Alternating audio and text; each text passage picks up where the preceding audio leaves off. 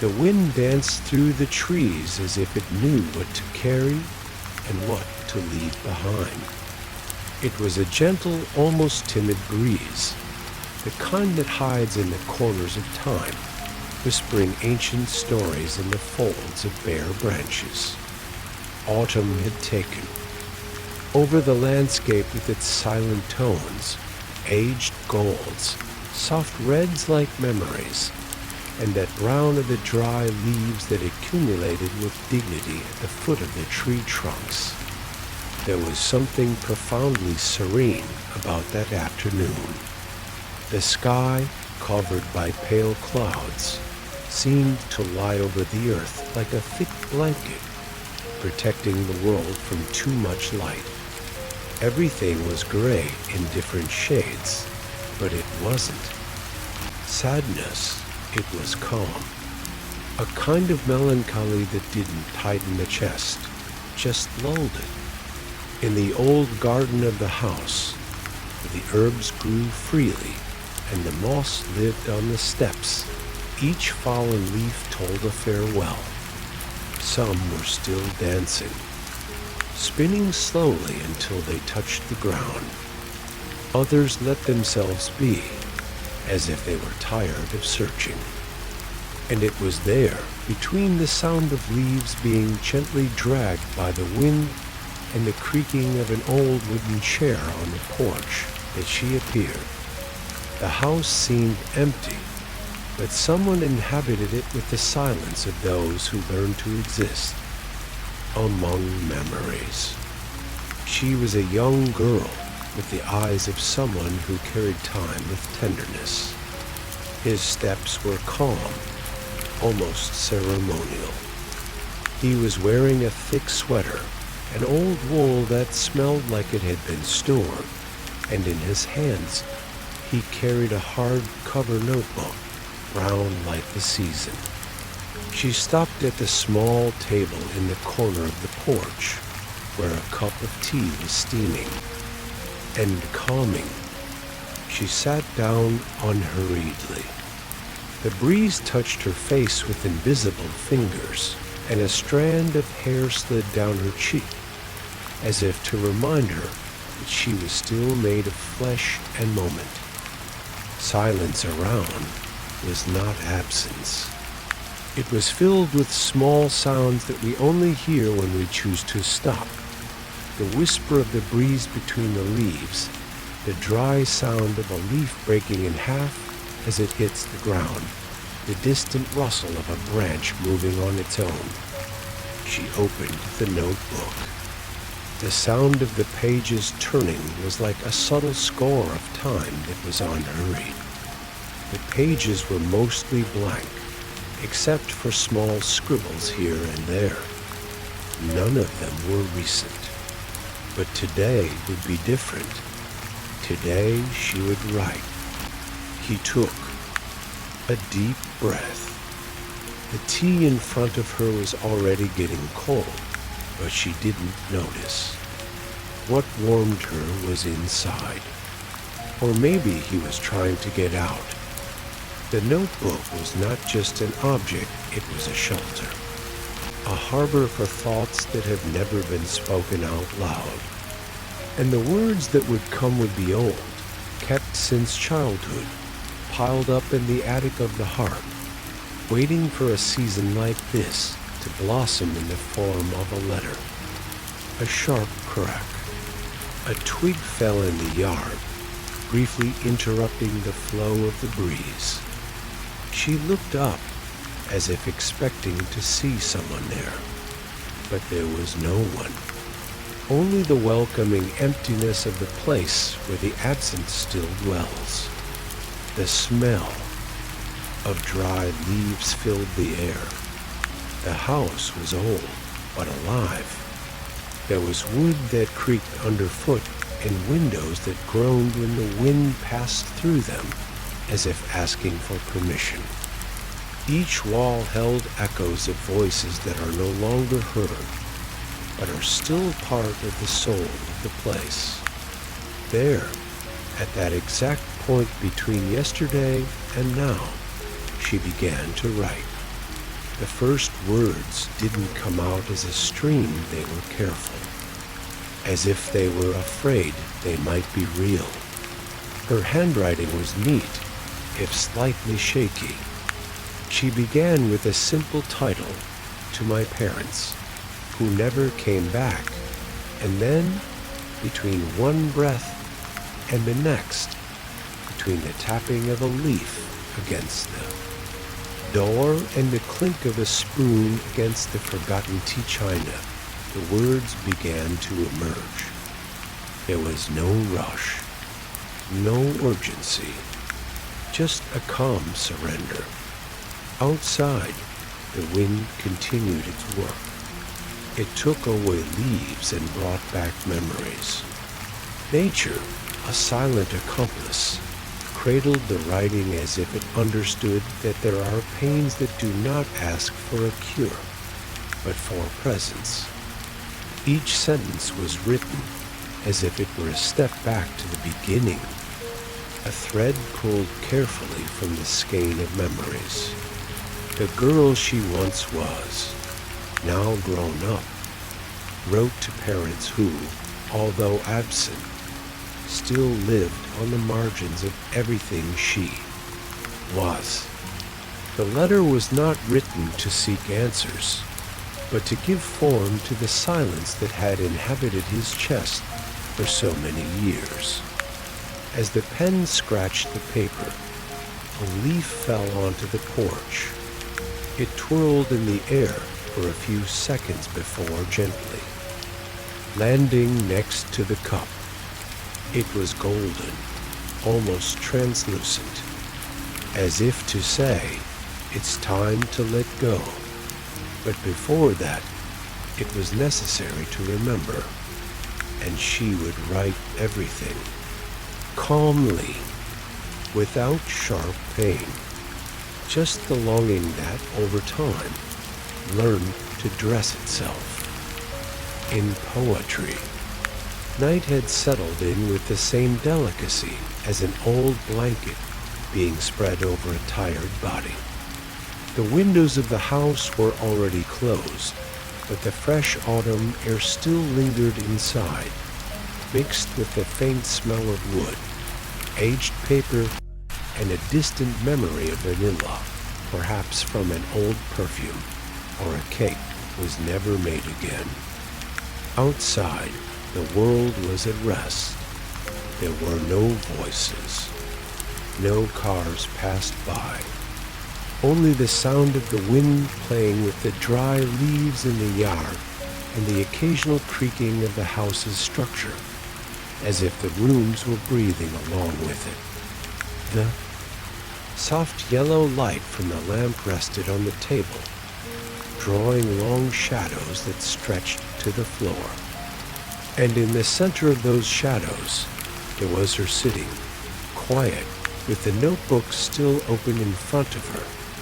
The clock in the room, an old pendulum clock, marked the hours with solemn slowness. Each tick was like a gentle reminder. That time was still moving, even when the heart seemed suspended between what was and what never became. She was there, surrounded by the silence that only deep nights offer. A silence that does not scare, but welcomes. That allows you to listen to what the rush of the day doesn't allow you to. Within this intimate space, she returned to being who she had always been, the girl who had been waiting. But now it was the woman who wrote. Her fingers ran lightly over the paper. The pen, with dark ink, left firm lines that seemed to breathe between one word and the next. Her writing was not rushed. It was a kind of internal conversation, a dance between the present and the past. Sometimes she would stop. She would look at the wall in front of her, as if images were projected there that only she could see. And maybe they really were. Fragments.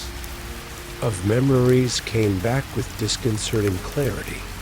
The sound of her parents' laughter, the texture of their hands, the warmth of an embrace that still lived somewhere on her skin, despite the years. The grown woman let the girl take the lead, and the letter flowed. Dear parents, she sighed before continuing, as if each word needed to be felt before it could be written. There was no hurt there, just a quiet desire to be heard, even if it was by the stars, even if it was by the falling leaves outside. The house was small but lively. Shelves with dusty books, an old sofa covered with a knitted shawl, a lit candle next to an empty photo frame. It was a space shaped by silence and memory. Everything there seemed to be paused in time, as if the whole world was waiting for that letter. The pages were filling up. With each line, something inside her was gently released, not like a rupture, but like an opening. Childhood was not far away. It was there, sitting nearby, watching with attentive eyes, wanting to be remembered, but not to be mourned. The lampshade flickered gently, as if the room itself was breathing with the emotion contained in those words. Outside, the sky was clear, but no stars were visible. It was a night of veils where everything exists, but in the form of a whisper. She stopped every now and then to look around. The steam from the cup beside her had already disappeared. The pen rested on the table, while her eyes were lost in the edges of the silence.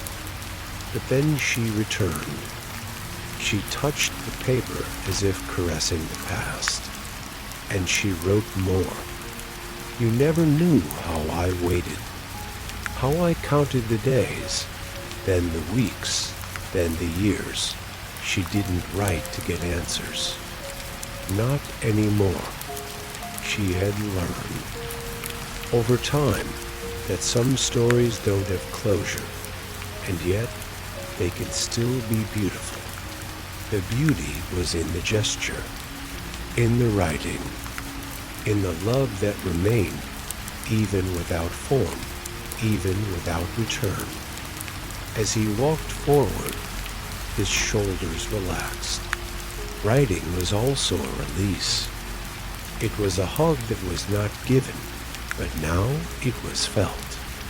Each word was a gesture of affection towards herself and towards those absences that never stopped being present. The clock struck midnight with a low, solitary sound. She didn't move. She stood there, steady and serene, like a candle lit in the dark. The night was still long, but she was in no hurry. She knew that some letters can't be written quickly. They need to be heard from within before they are born on the page. And so she went on. Alone, yes, but not empty. There was a kind of companionship in that writing, as if the parents were there, silently, sitting in the chairs of memory, and as if they were listening, finally. The attic of the house has always been a place of fixed silence, one of those corners that seem to contain time between its beams and the smell of things stored for more than a lifetime. The stairs creaked beneath her feet as she climbed slowly, guided by a gentle, almost involuntary will. There was no rush, just an old curiosity, the kind that arises when the heart is ready to listen to what it previously avoided. The light bulb hanging from the ceiling cast a dim, amber light, enough to reveal the dust dancing in the air, in particles that resembled tiny stars. The air there was cold, but not unpleasant. It was like entering another time, a place where memories rested intact. It was near the back wall, under an old, folded blanket, that she saw it, the trunk. Dark wood, with worn edges and rust taking over the metal latch. It sat there as if waiting to be rediscovered. She bent down carefully, running her hand over the lid, gently brushing away the dust, as if touching something sacred. Opening the trunk was like opening a forgotten part of herself. The sound of the hinges was quiet, but it echoed inside her like a call. Inside lay Small World's silent relics of the life her parents had lived before they disappeared. The first thing he saw was a blue scarf, thick wool, still with the faint scent of something familiar. Then a photograph, the two of them, young, laughing in front of a field of flowers. She didn't recognize the place, but the smiles. The smiles belonged to the oldest memory in her heart. It was like revisiting a lost dream. There were letters, neatly folded and tied with an aged ribbon. A pocket compass with her father's initials engraved in the metal. A notebook with drawings of flowers, probably her mother's, where recipes, random phrases, and short poems were mixed together. And at the bottom, a pair of baby shoes, still new, wrapped in an embroidered cloth. She sat on the floor with the trunk open before her, like a window into a time she never lived, but which belonged to her. The house was silent. The wind outside gently caressed the roof, and everything at that moment seemed suspended, as if the universe was also in awe. It was there, among the forgotten objects, that the impulse to write was born, not as a decision, but as a necessity, a quiet desire to talk to the past, to give voice to what had been silent for so long. She understood, without words, that each item in that trunk was a piece of an unfinished story, and that perhaps her letter could be the delicate seam between then and now. As she walked down the stairs again, with the photo in her hands, and the scarf wrapped around her arms, she could feel her chest warm with a sweet, nameless emotion. There was no sharp pain there, just a quiet melancholy, the kind that accompanies things that could have been, but weren't, and yet are still beautiful. Back in the living room, she carefully placed the objects on the table. The photograph next to the lamp, the notebook of poems lying open on a page with slanted handwriting. Time seemed to fold in on her. She sat down again, as she had the nights before, but this time there was something different. The letter was born not from emptiness, but from a touch, the gentle touch of memories finally coming back to her.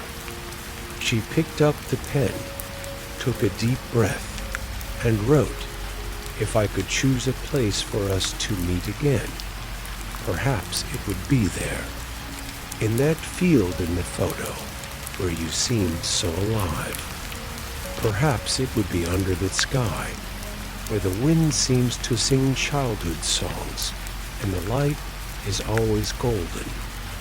The writing was calm, as if the hand knew the way without needing to think.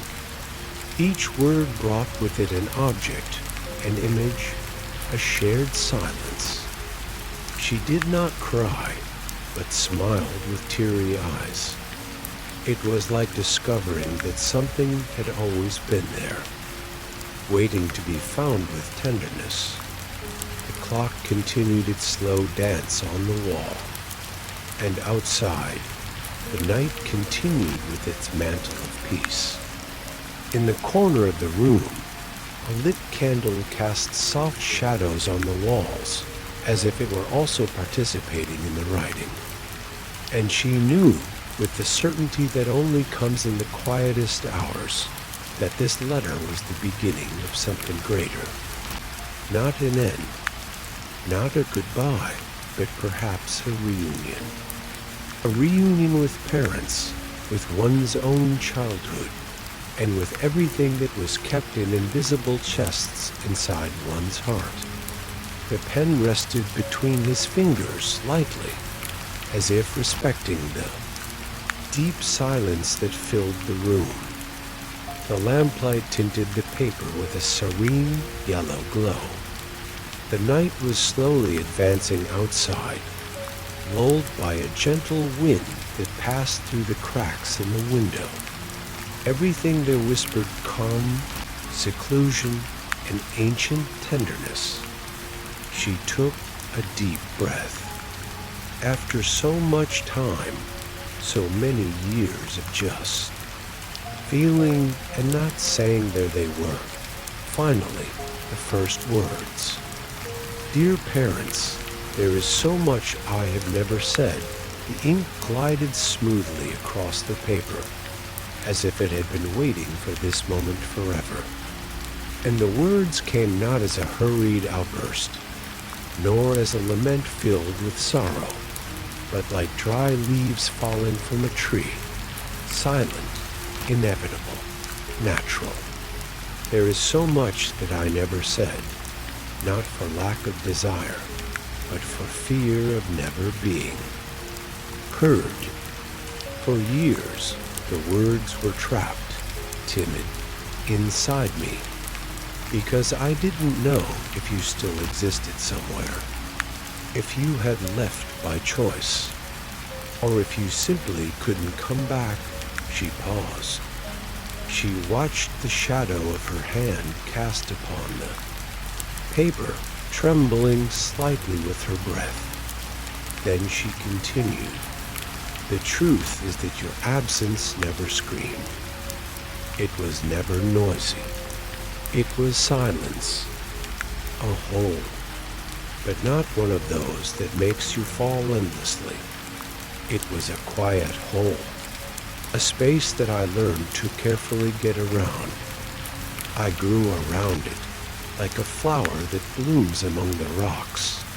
There, in that line, was condensed something that had taken years to understand.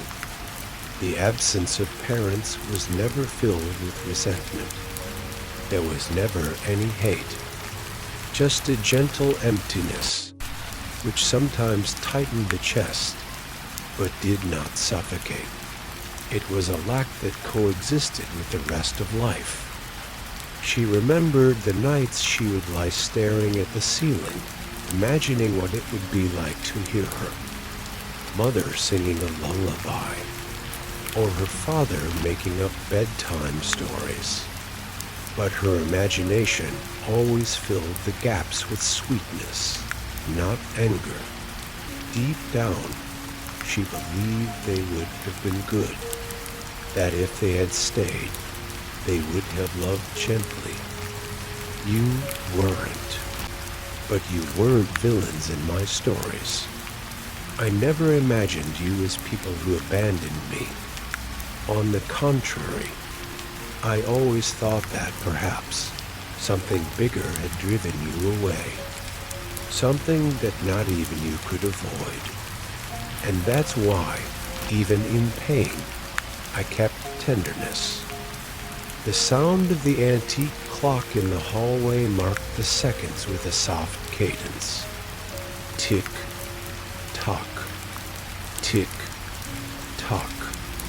It was like a reminder of time, that silent companion that had accompanied her since childhood. Time that passed slowly, as if it knew she needed to mature carefully. If I said it didn't hurt, I would be lying. But I learned that pain can coexist with kindness, that we can miss you without harboring anger. You were absent, yes, but your image was always light, untouched. Like a photograph that time cannot fade, she leaned back, letting the back of the chair support her tired back. The eyes were lost for a moment in the darkness of the room. Outside, the wind continued to blow through the trees, and for a moment, she imagined that the breeze might have come from an ancient time, a time when her parents still watched her. From afar, back to paper, I grew up, and with time, I came to understand that some answers never come, that love can be felt even without being said, that absence can teach not in the fairest way, but in the deepest way the letter took shape. It was not a settling of accounts with the past. It was a late hug made of words, a gesture of affection for everything that was never experienced, but that still lived within her. You missed many birthdays, many tears, many laughs, but I never took you out of my heart. No matter how much the world told me it was time to forget, I always preferred to remember. She smiled, a small smile, almost imperceptible, but sincere. It was the smile of someone who accepts not out of resignation, but out of love. Love for something that existed, even if briefly. Or maybe for something that only existed in a dream, but was still real. Maybe I'll never find out where you are. Maybe this letter will never find a destination. But just by writing it, I feel closer to you. As if, somehow, the distance bent and allowed us this brief reunion here, between paper, ink, and silence. The words paused between one breath and the next, and in each pause there was peace. It wasn't absolute peace, but it was enough. It was what was needed at that moment. Dear parents, there is so much I have never said, and even now I feel like there are not enough words. But perhaps the most important thing is this: I never stopped loving you, even without knowing who you were, even without hearing your voices, even without hugs. She closed her eyes for a moment. Silence reigned in the room again, and there, between the sound of the wind and the ticking of time, she felt something, like a presence, not physical, not real, but intimate, a faint warmth in her chest, a memory that becomes fondness. The pen rested beside the sheet. There was still much to write, many memories to revisit, but now the essentials had been said, calmly, truthfully, tenderly, and that in itself was already a start. Memories don't come like lightning, they come like breezes. And on that quiet night, as the letter continued to be constructed, such a breeze blew within it. It brought the sound of the old clock, the smell of old wood from the attic, and most importantly, the image of the window. It was a small window made of dark wood, with a light curtain that swayed slowly whenever the wind blew.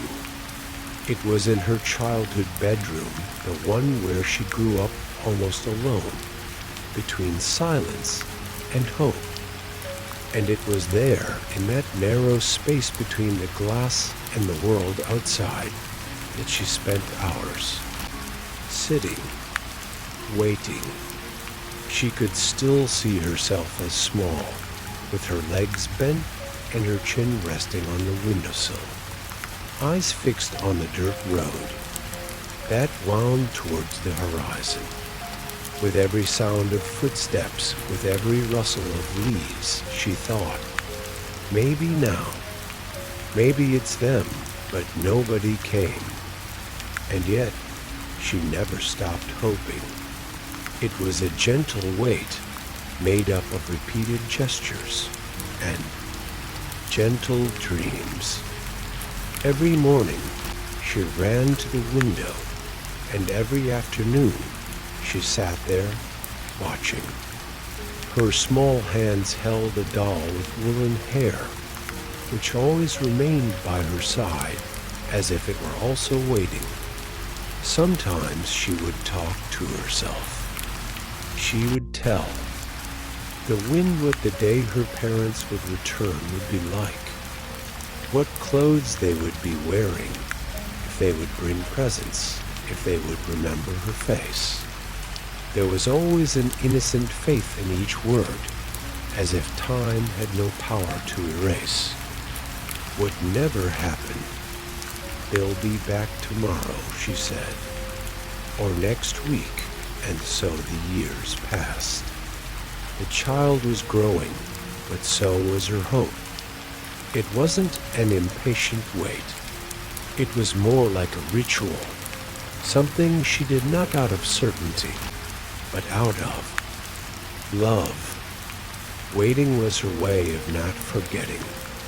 Outside the window, the seasons changed. The tree in front of her bloomed in spring, turned golden in autumn, and went dormant in winter. And she watched each change with the feeling that the cycles of nature were saving a space for that reunion. Sometimes she wrote notes and left them. Near the window. I'm here, one said. I'm still waiting for you, another said. In large, shaky letters, from a child who didn't yet know how to turn longing into full words. There were also the drawings. She would draw two adults, one with light hair, the other with big hands, and stand between them, always holding. Hands, always smiling. She didn't know exactly what their faces looked like, but she imagined it. And somehow that imagining was enough. When it rained, the waiting took on a different sound. The sound of the water hitting the glass was almost like a hum. On those days, she felt more longing, but also more comfort. It was as if the sky shared her loneliness. Once she heard a car drive by slowly. She ran to the window, her little heart pounding.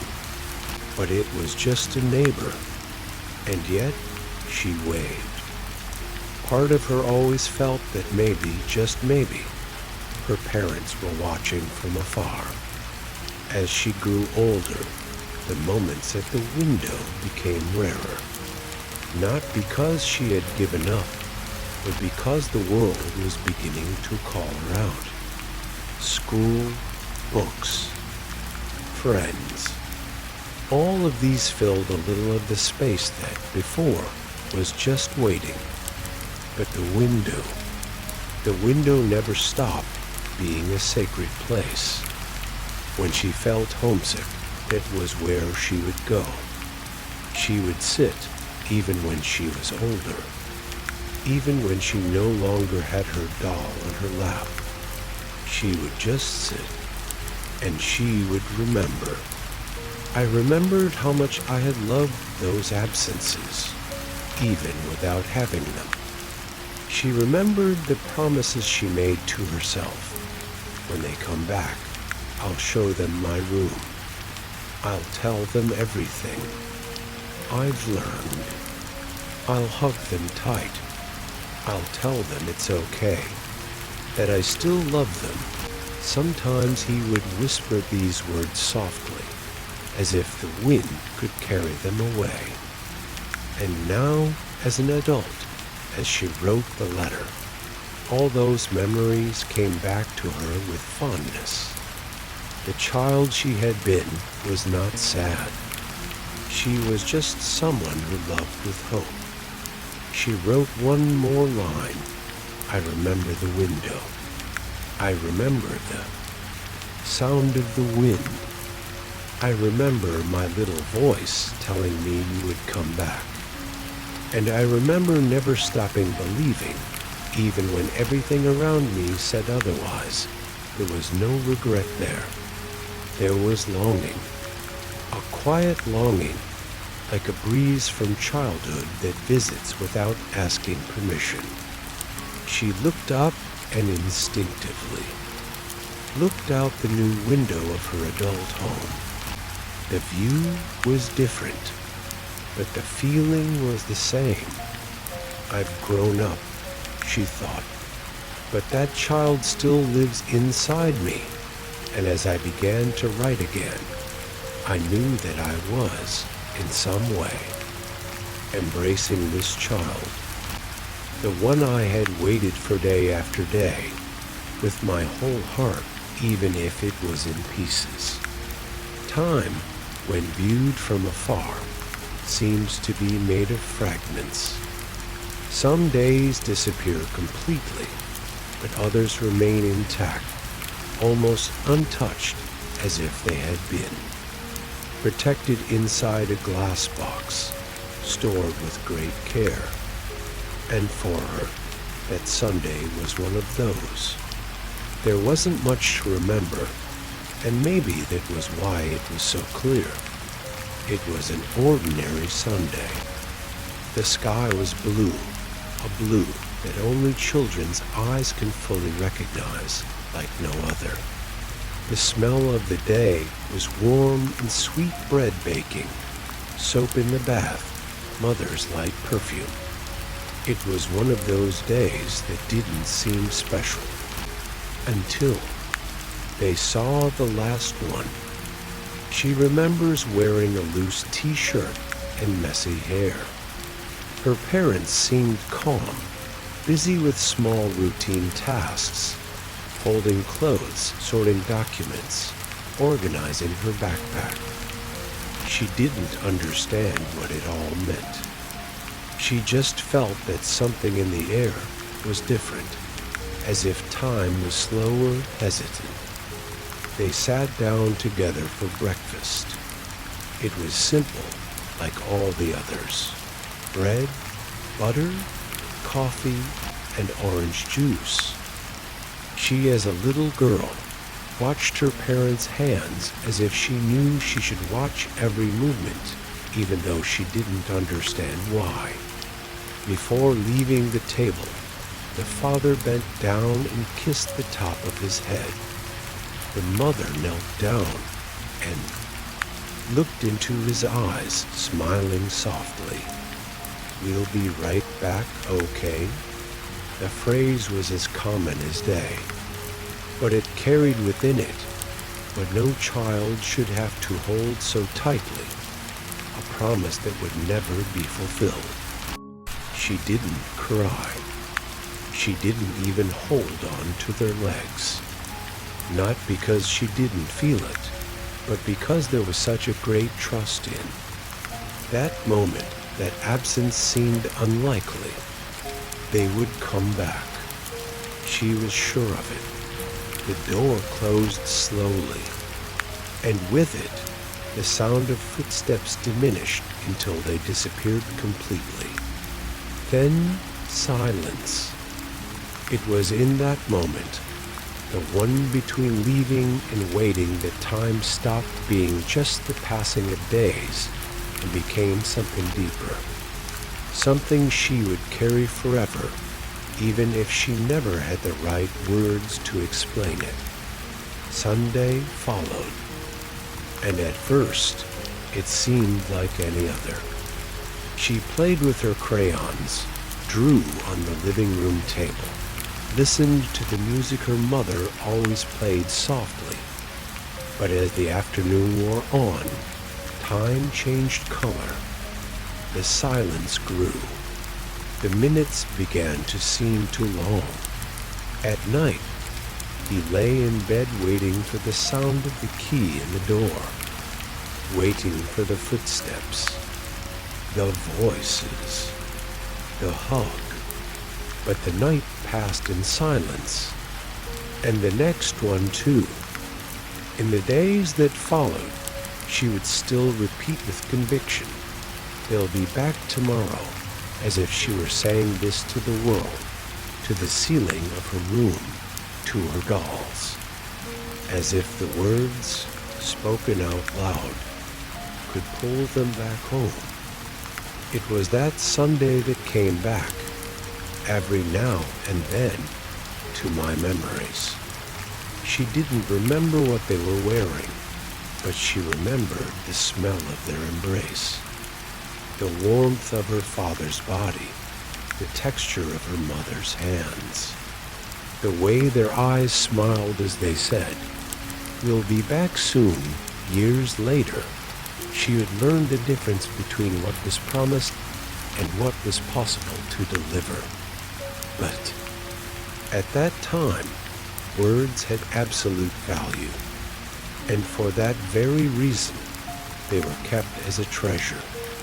You said you would come back, and I believed you with all my heart. She wrote this in a letter, slowly, as if pouring something delicate onto paper. There was no irony or demand in that sentence. Just the simple and sincere observation of someone who, even after so many years, still remembered it with tenderness. The child inside her had not gotten angry.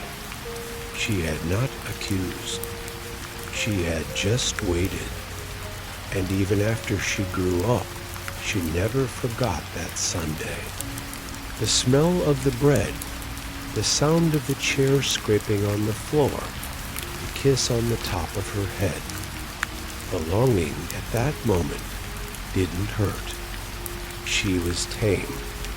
It was made of soft images of memories that came like the swing of a hammock.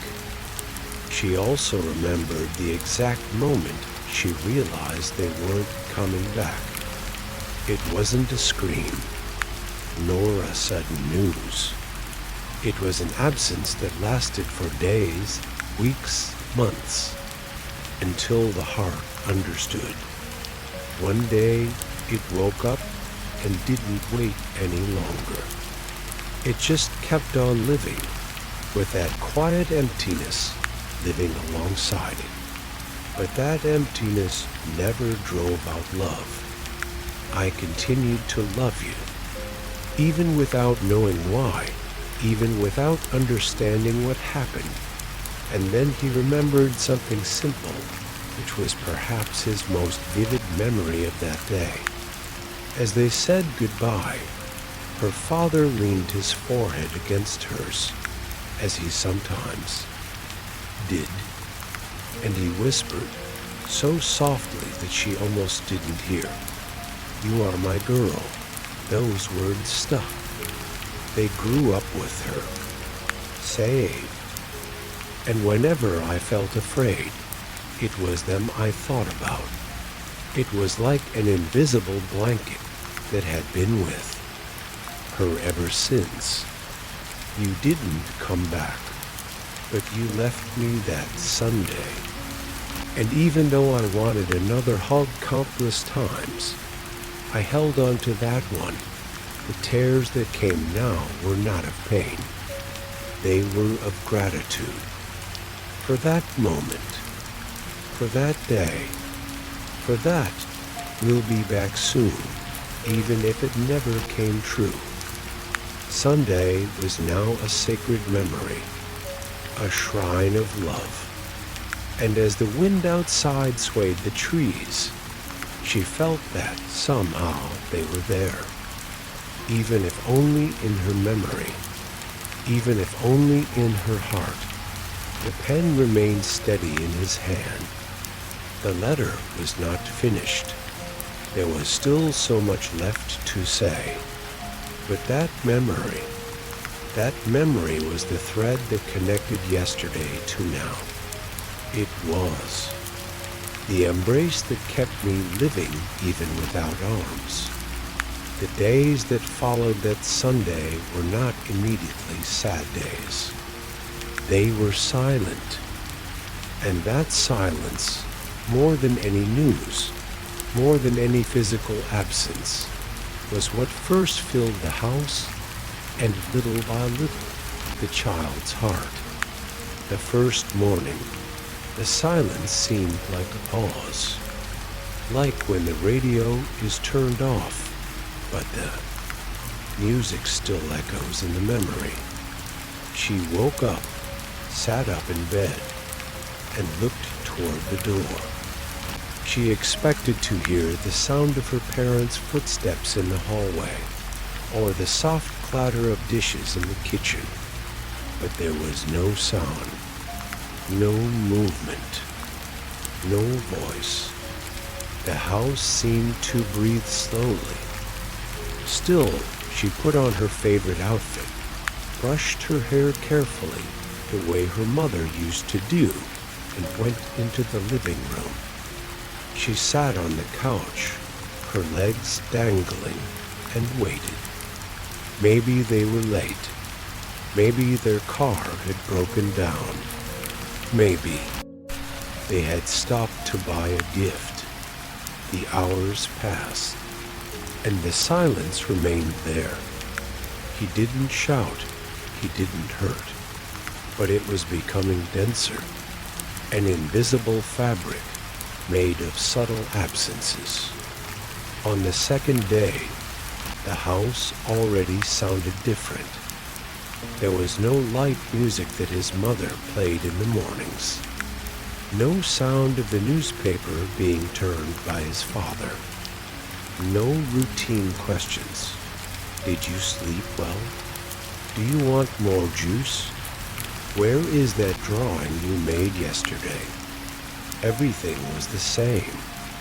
And at the same time, everything was strange. She began to notice the little gaps. Mother's cup, always with a little tea left in it, was clean and put away. Father's chair, with the newspaper folded beside it, remained empty. And the clock in the living room, which used to have an almost imperceptible sound among the noises of routine, was now almost deafening. Tick and so, tick and so. As if marking time more strongly, remembering that each second was passing by, with no one to fill it. The child walked around the house without making much noise. He had learned intuitively that sounds needed to be respected. Every creak of the floorboards, every slam of the door, seemed too loud for that suspended world. The void was not dark. It was not cold. It was more like a mist, a space between things, a gap between words. It was a longing that did not yet have a name, only a form. In the hallways, she would stop and wait. She would look at the rooms and imagine that at any moment, someone would appear at the door, smiling, saying that it was all just a misunderstanding, that they were finally back together. But no one showed up, so she would sit on the floor, hug her knees, and just listen. She would listen to nothingness, and within that nothingness, she would try to find some meaning. At night, the silence was thicker. The wind outside blew against the windows, and the curtains danced slowly. She lay awake longer than she should have, listening to the sounds of the house or the lack thereof. She missed the sound of her parents' toothbrush, the muffled laughter coming from the next room, the light in the hallway that was only on until she fell asleep. Now everything was turned off. One time, she went down to the kitchen alone. She opened the refrigerator like her mother used to do and tried to prepare something simple. But the plate slipped from her small hands and fell to the floor. The noise was loud, too loud. She stood there, waiting for someone to come running and ask if everything was okay. But nothing. Just the sound of the broken plate being swallowed back up by the silence. The child carefully gathered up the pieces and put them in a box, as if she could still fix it. On the third day, he didn't talk much anymore. Not out of sadness, but out of instinct. It was as if every word spoken broke the stillness of the house, and she didn't want to hurt that. He began writing notes, little messages to no one. I stuck them on the walls, on toys, on bedroom doors. Good morning. Today the sky is blue. I miss you. Come back soon. It was his way of not letting the silence erase everything. Over time, he learned to live with the sound of emptiness, identifying the smallest noises, the cracking of wood in the early hours of the morning, the sound of wind passing through the cracks, the slight hiss of the radio that Mom forgot was on the wrong station, but that no one had the courage to turn off. And in those small sounds, she began to realize that absence could also contain presence, that silence sometimes holds memories more carefully than any photograph. He began to listen within himself, not with his ears, but with his heart. I reviewed old dialogues. I heard laughter again.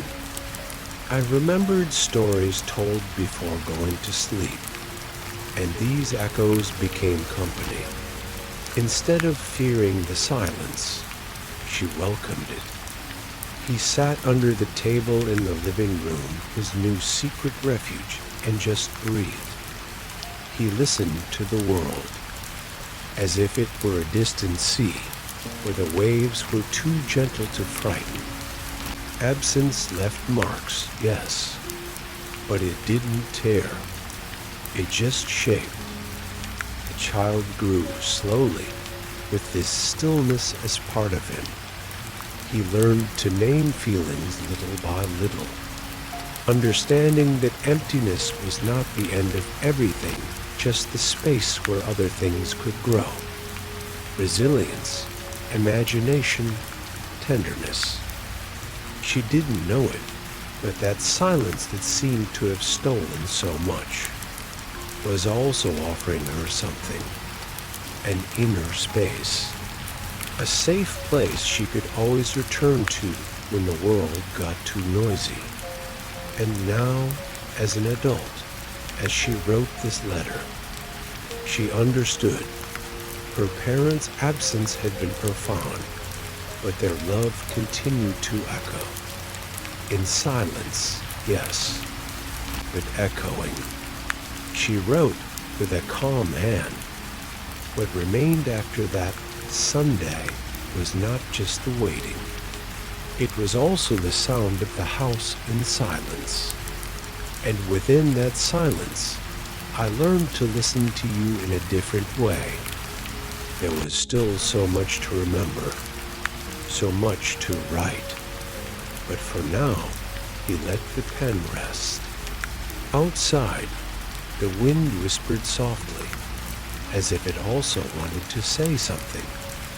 There was a time after the silence and before the acceptance when the child wanted to understand, not just endure the absence, but decipher it, as if there were a secret logic behind her parents' disappearance, an explanation hidden in some gesture she had overlooked.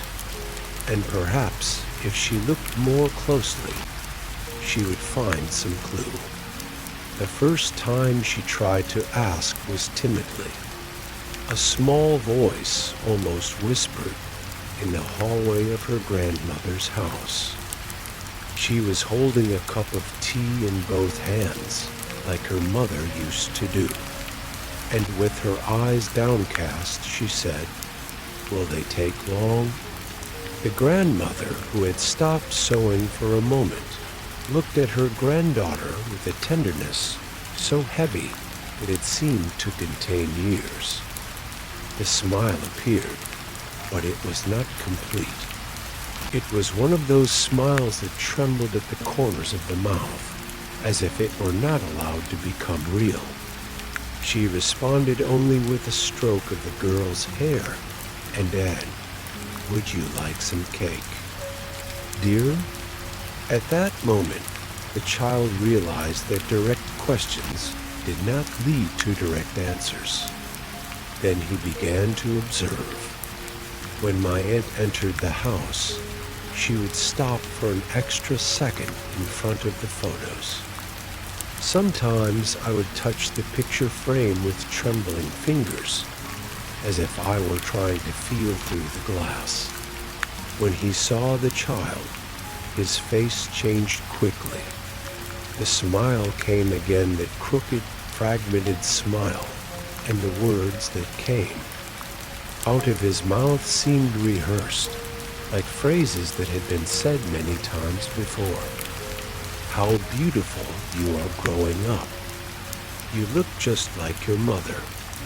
The child smiled back, but inside her, everything asked, "Why doesn't anyone talk about this? Why do adults' eyes always fill with silence when I ask?"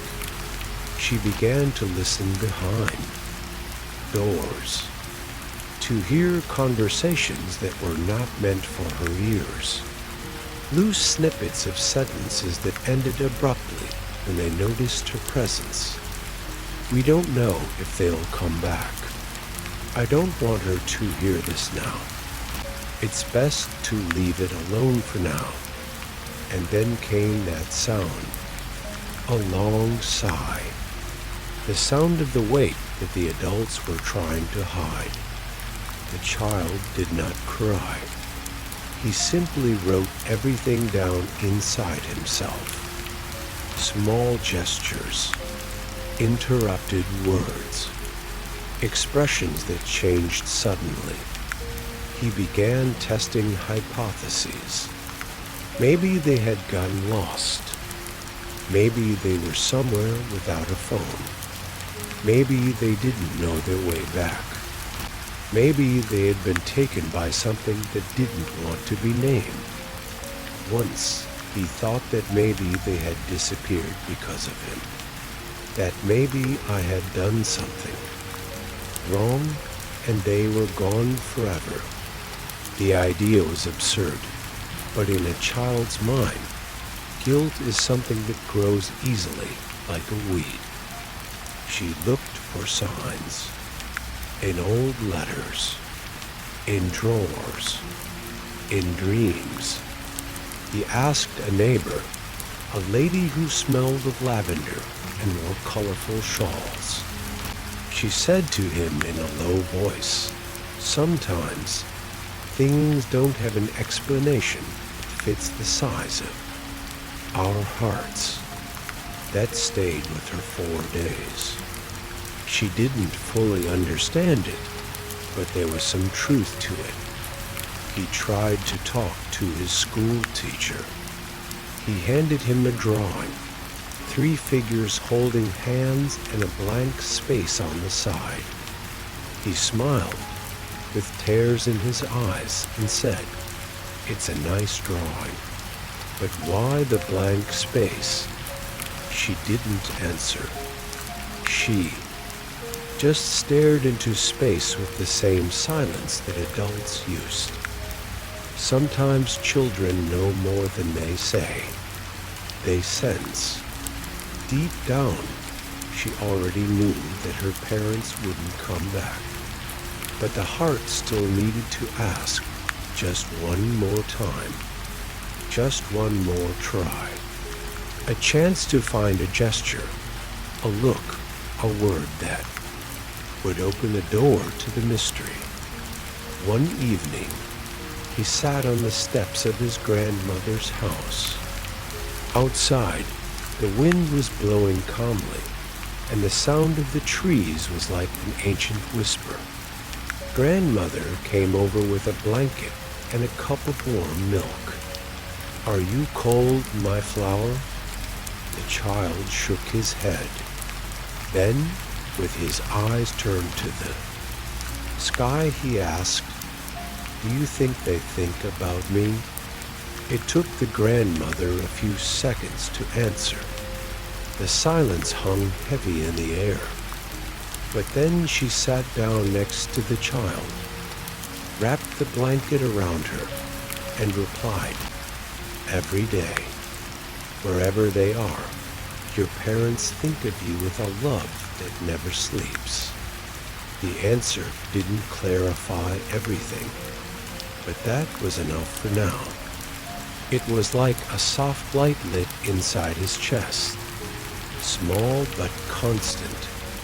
Over time, the child understood that some questions do not have easy answers, or perhaps they do not even have complete answers, and that adults also carry their own absences, even if they try to hide them with smiles. But she knew now, even between the gaps, between the silences and the averted eyes, there was love.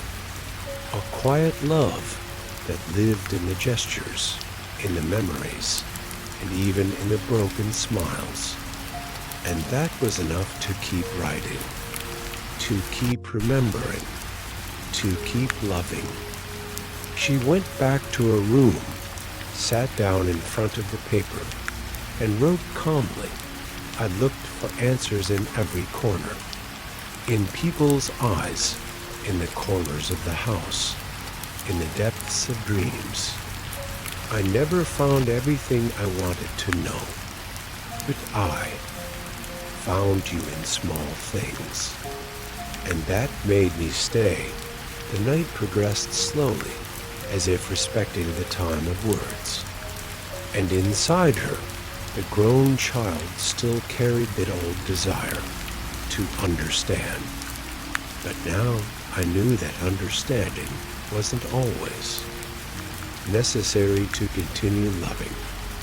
During the day, the absence of his parents spread like a silent mist through objects, through corridors, through conversations that always avoided names.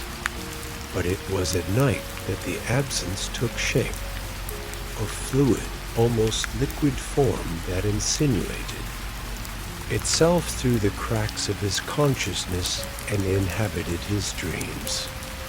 In childhood, dreams were always confusing, sometimes sweet, sometimes disturbing, but there was a pattern that persisted, like background music that never quite stopped. She dreamed of hands, always hands. They appeared floating in a sky that was not a sky, but a pale cloth with no horizon.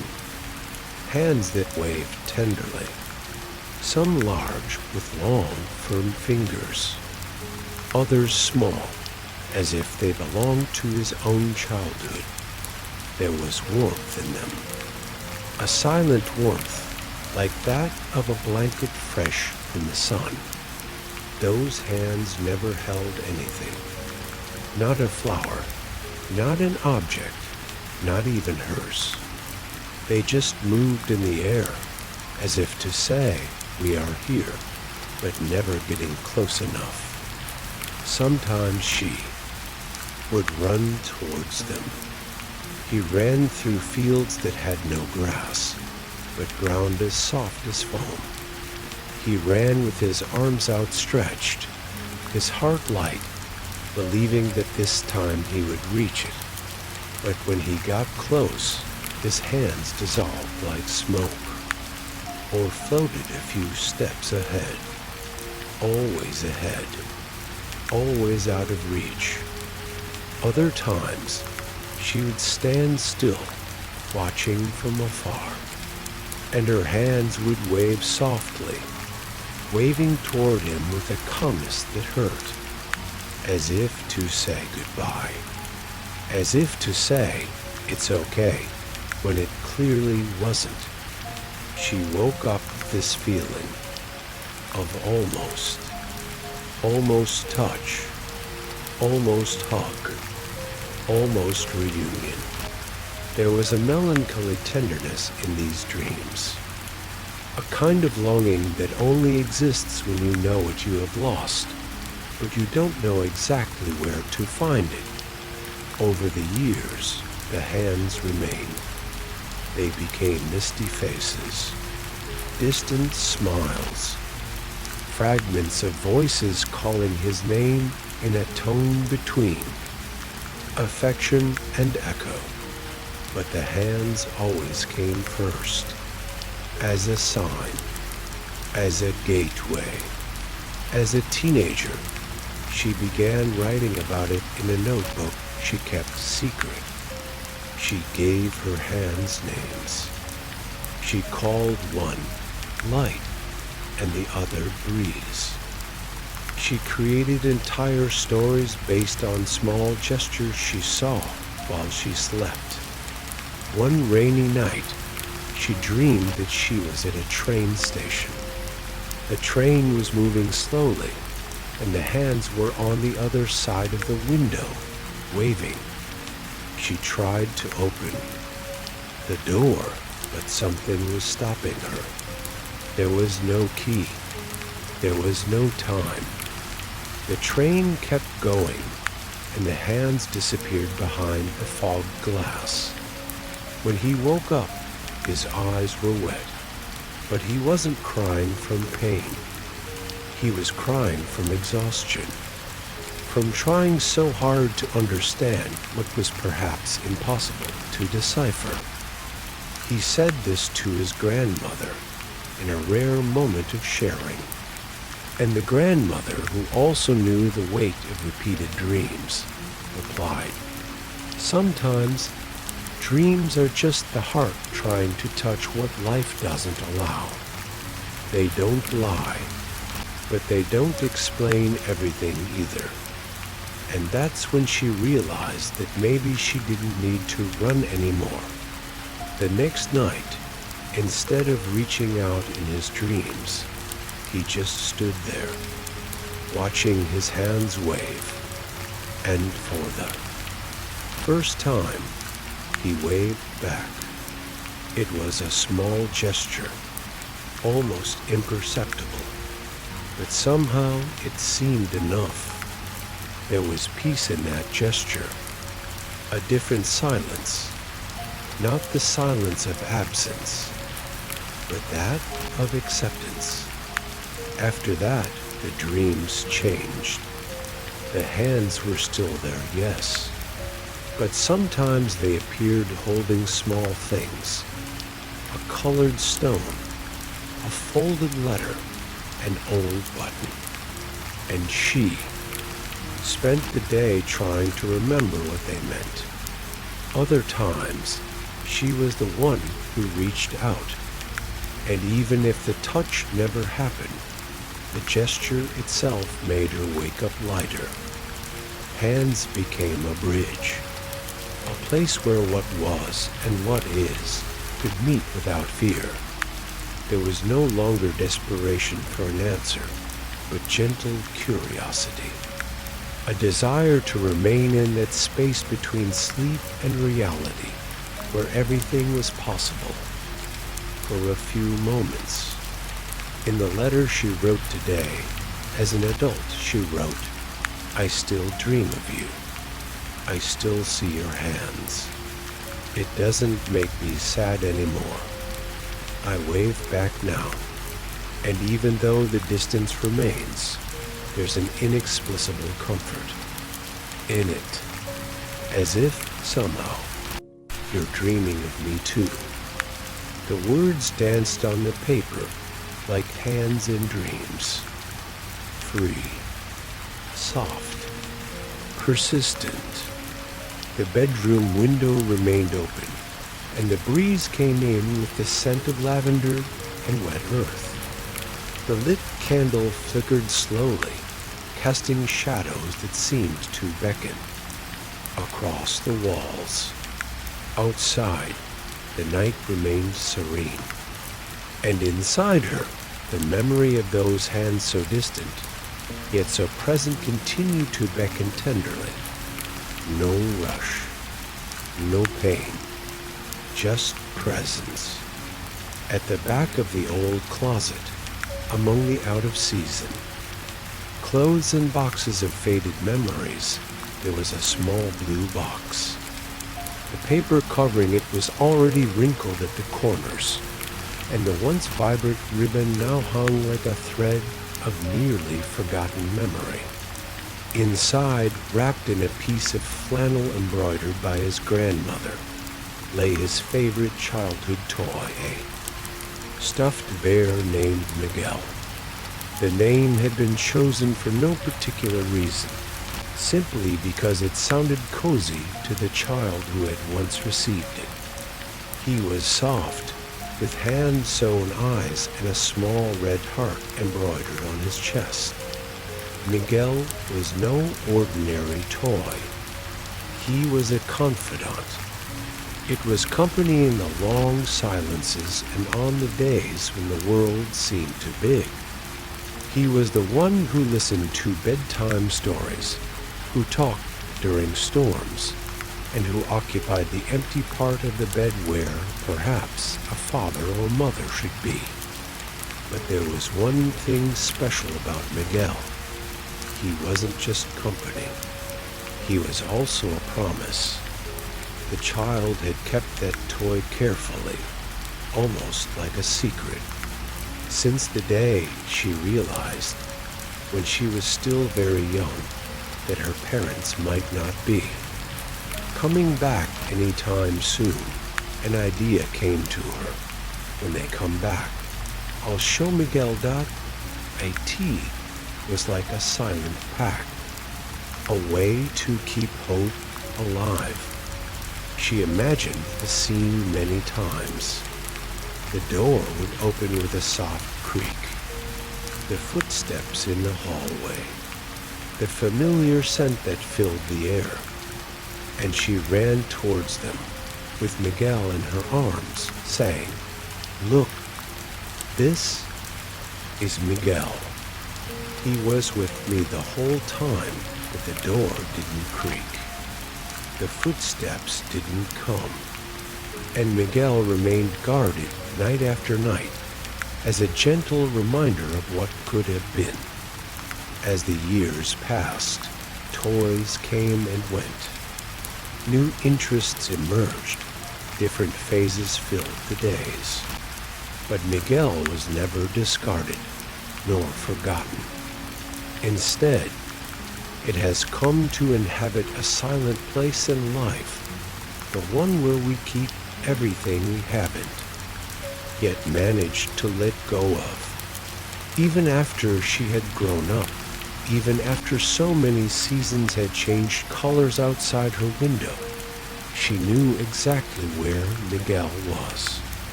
It was comforting to know, as if the simple fact that he still existed was proof that something inside her remained intact, even when everything around her had changed. On more sensitive nights, she would open the box carefully. The smell of the flannel brought back soft memories. The texture of the fabric, an echo of so many childish hands. And Miguel's stitched eyes seemed to know everything. Everything that was felt. everything that was left unsaid. She would put him on her knees, as she had done when she was little, and say softly, "I still want to show you to them, even if it's just in my thoughts." Because over time, she understood that certain encounters don't happen as we imagine, and that perhaps showing Miguel doesn't need to be a literal gesture. Perhaps in the delicacy of continuing to keep, in the tenderness of still remembering, love is already being shared. And that's how he stayed with her. A childhood toy, yes, but also a link.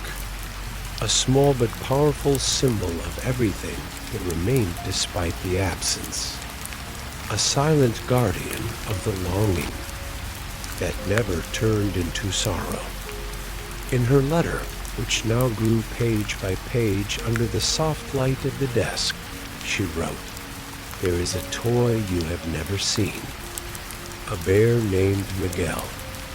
He has been with me through the good times and the bad. I have kept him to show you. And in a way, I feel like he has waited too. He has waited quietly, with the same patience that I have learned to have. He is a little piece of me, one that you have not met yet." The words flowed unhurriedly, as if they came straight from the chest, but with the softness of someone who learned to deal with what never came. She knew she could have left Miguel behind. She could have given him away, hidden him, forgotten him. But no, there was something sacred about that object. Not sacred in the religious sense, but in the way certain things, even small ones, become temples of memory. Keeping it was. Keeping a part of the girl she had been. The part that waited. That imagined. That believed in the return. And even now, after understanding that perhaps that return would never come, she still kept it. Because love doesn't need grandiose proof to exist. Sometimes it lives in an old toy, wrapped in worn fabric, calmly waiting to be shown, or simply remembered. And that night, before closing the blue box again, she ran her fingers over Miguel's stitched eyes and whispered, "Thank you for staying." Outside, the wind blew lightly. The curtains danced delicately, and the night seemed to welcome the silence with affection. Everything around invited rest. And inside her, Miguel, her favorite toy, continued to be a gentle bridge between yesterday and now. The silence of the house was a space where time seemed to float smoothly, almost untouchable. It wasn't a heavy silence, nor was it filled with unspoken words hanging heavy in the air. It was a delicate silence made up of restrained gestures, long looks and sighs that escaped slowly, like someone getting used to living with absence. In a corner of the room, on a small wooden desk, lay a set of old boxes of different sizes, made of stiff cardboard, already yellowed by the passing seasons. They were ordinary, discreet boxes, but inside them was an entire universe, silent and secret. Inside these boxes, there were letters written with the depth of the soul, but which never found their way to their recipients. They were carefully folded papers containing words that fluctuated between hope and pain, between tenderness and lamentation. Each letter was a piece of the story of that silent life, written on lonely nights by the flickering light of candles. or under the soft glow of an old lamp, the words that filled those pages were confidences, memories, promises, and unanswered questions. Some letters began with a greeting as simple as, "Dear Parents," followed by confessions that weighed heavily. On the chest, feelings never said out loud, small accounts of everyday life, and great concerns that only the heart can understand. Other letters had a softer tone, almost a whisper on paper, in which the author tried to understand her own absence, look for reasons, accept what the silence had imposed. These letters were not written to be delivered, not exactly. They were. Letters meant to exist. Letters that filled the empty space between longing and waiting. A way to talk without anyone having to respond. A ritual of keeping alive the connection that time and distance insisted on erasing. The papers, yellowed by time, also contained small drawings and scribbles, as if the sometimes hesitant handwriting needed to rely on images to express what words could not. Small flowers drawn with colored pencils, a house with a chimney, releasing smoke, a starry sky made of irregular dots. All of this made up the silent narrative of that life. With each letter she wrote, she folded the paper carefully, aligned the edges, and put it inside the box. The box was a kind of emotional vault, the safe place where her feelings could rest without rushing, without fear of being rejected. As the years passed, the pile of letters grew, and along with it, the feeling of an invisible company, made of words that were heard through the silence of the house. Words that, even without an answer, gave meaning to days that sometimes seemed empty. In these letters, there were simple accounts of small joys. The smell of rain in the morning, the sound of birds in the garden, the discovery of a new song that made her smile. There were also confessions about the nights when her chest tightened, and the tears came silently, hidden so as not to wake the person sleeping next to her. But the most striking thing was the tone of tenderness that permeated everything. It was love that would not be silenced, even without echoes. A love that was sustained by silence, by waiting, by hope. She never sent those letters because she knew deep down that maybe they were written for herself, so that she wouldn't lose herself. To remind herself that, even when she was alone, she carried within her chest an invisible bond that time could not break. Sometimes, on quieter nights, she would take one of the letters out of the box, open the yellowed paper, and read the words in a low voice, almost as if she were talking to her own feelings. These moments brought a sweet comfort, like a gentle breeze caressing the face on a summer afternoon. There was no pain, no anger, just the calm of someone who understands that love is stronger than absence, more persistent than time. And so, in the tranquility of his routine, life went on. Between letters never sent and dreams of reunion, between memories that would never lose their place, the box of letters remained there, holding the words that refused to disappear, protecting the emotions that never lost their voice, even when silence was all that was left. Time seemed to pass by externally, in the clocks, in the seasons that followed one another, in the leaves that fell from the trees, and then in the flowers that bloomed again. But for her, in that guarded silence, time had a different rhythm. Slow, almost imperceptible, as if it were woven with delicate, invisible threads. Each year that passed marked not only the passing of the seasons, but also a special date, a birthday that arrived silently, almost shyly, like a visitor who never knew exactly whether he would be welcome or not. It was a day that, for many, could be full of celebration and joy, but for her, it became a blank page, an empty space where expectations and longing met in a subtle balance of feelings.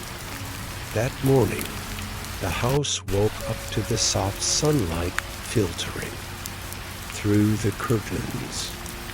The golden rays drew delicate shadows on the floor, as if they were brush strokes of an artist who was calmly painting. The silence was interrupted only by the distant sound of birds singing, and by the breeze that came through the window, carrying with it the fresh scent of the garden flowers. She woke up slowly, almost in slow motion, feeling the calm weight of another birthday approaching. A birthday without parties, without presents, without familiar voices calling her name. Just her, with her thoughts and emotions, navigating between what was, what could have been, and what was still possible.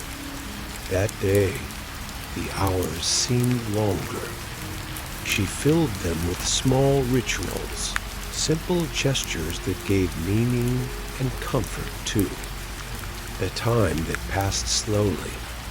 He would calmly make a cup of tea, sit by the window to watch the world outside, and let the memories emerge like a silent film projected in his mind. Each birthday was like a blank page, an opportunity to write a new page in the story that still beat in her heart. Even if the words were few, even if the encounters were imagined, there was a depth there that only those who carry a longing know how to recognize. She allowed herself to feel whatever came, the melancholy, the hope, peace. There was no rush to decide which emotion should prevail. Slow time gave space for everything to exist, without judgment, without haste. In her thoughts, she saw the birthdays that had passed the laughter, the hugs that never happened, the silent promises made. Each one was treasured like a delicate jewel, a fragment of life that had not been lost, even in the face of absence. And so, the birthday became a sacred moment of reflection and tenderness. She wrote in her diary words that often found no destination, phrases that only she needed to read and feel. "Today is my birthday," she wrote, her handwriting soft and a little hesitant. Another year that passed slowly, as if time had decided to wait for me. Another year in which I learned that love does not need physical presence to exist. That absence can be a space where we keep everything that is essential. The letter that had been written long ago came to life in these silent reflections. And even though my heart ached at times, there was also a serenity that came from acceptance, from the understanding that love is not measured by what has been lost, but by what still lives within us. At the end of the day, before going to bed, she would look at the starry sky, the same sky that perhaps her parents were also seeing somewhere far away. It was an invisible but real connection, a bond that crossed space and time. And so, with her soul filled with the calm of the moment. She closed her eyes, allowing the silence of the night to envelop her like a soft embrace. Time might be slow, birthdays might be blank pages, but there, in that moment, everything was at peace. Because, even in silence and absence, love remains serene, deep, and eternal. When night fell, bringing with it the calm of silent hours, she found comfort in the small rituals she had created for herself. They were simple gestures, almost imperceptible to those observing them from the outside, but for her, they had the power to fill the void and warm the soul. In the bedroom, wrapped in soft sheets, with the dim light of the lamp casting soft shadows on the walls, she would sit on the bed, close her eyes, and let her mind travel to a place where absence did not exist. It was a sacred moment, a bridge, between the visible world and the one that lived in his thoughts, a space where he could be with his parents, where time folded and distance ceased to be a barrier. Before she went to sleep each night, she would talk to them in her mind, not in audible words, but in inner whispers, full of affection and longing.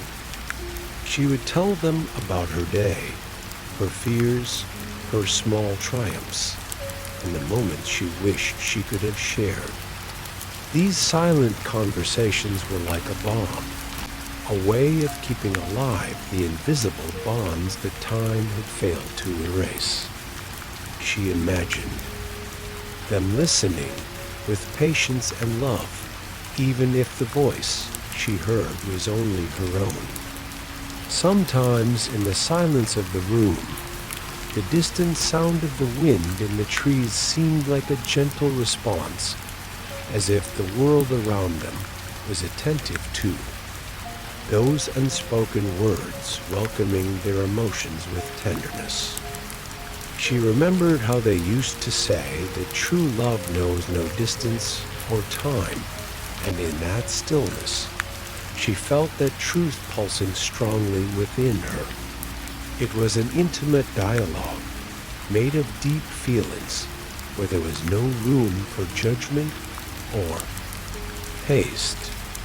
Just the serene calm of someone who knows that love remains, even when it cannot be seen or touched. Some nights, her hands would rest over her heart, feeling its gentle beat, as if each pulse were a silent message sent to heaven, a reminder that she was still there, waiting, loving, living. She spoke of the little things that made her smile. That day, the glow of the full moon, the smell of coffee in the morning, the smile of a stranger on the street. She shared with them her discoveries, her secret dreams, and the wishes she held for the future. And he also shared the most hidden pains, those that only the silence of the night could accommodate. The sadness of a hug that never came, the longing that tightened my chest, the fear of forgetting the faces I loved so much. But even in those moments, there was a deep peace, a quiet acceptance that this was the way he had found to feel close, to preserve what was most precious in his heart. These little rituals were more than a habit. They were a form of resistance against the void, a silent celebration of the love that never ceased to exist. She knew that even though she was alone in the room, she wasn't really alone. In every thought, in every sigh, her parents were present and visible, but real, welcoming her with the same tenderness she had always dreamed of. When he finally closed his eyes to sleep, he felt a gentle calm taking over, as if an invisible embrace enveloped his entire being, cradling his dreams and protecting his soul. And so, night after night, between unspoken words and deep feelings, she found the strength to continue one step at a time, one breath at a time, always guided by the love that, even silent, never faded. As the night deepened and the silence of the house enveloped every corner with an almost palpable softness, she found herself faced with questions that never found answers.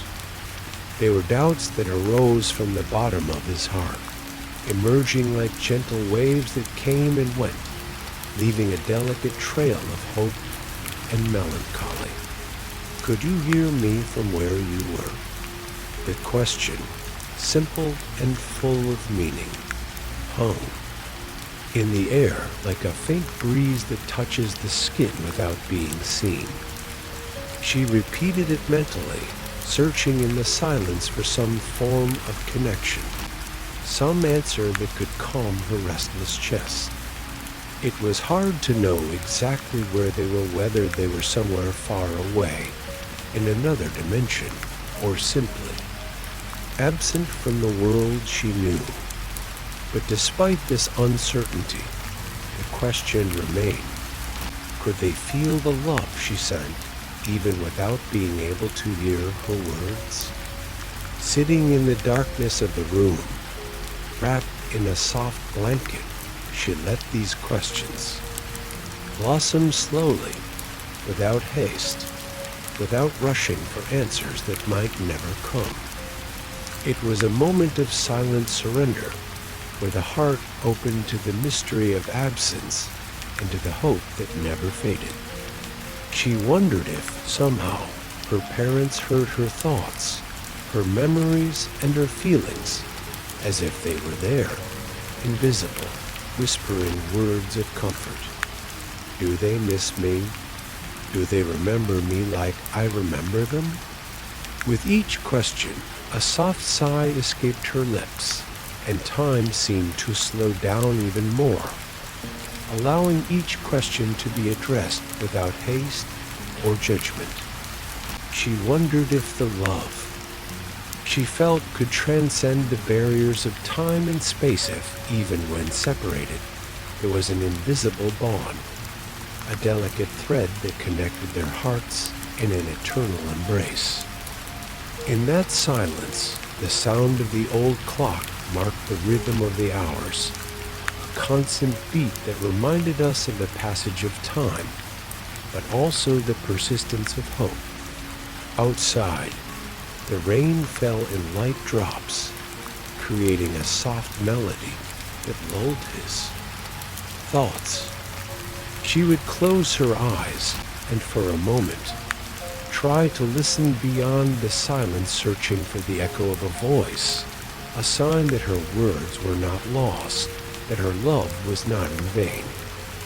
And even without an answer, the question remained alive, not as a desperate doubt, but as an invitation to reflection, a gesture of courage in the face of the unknown.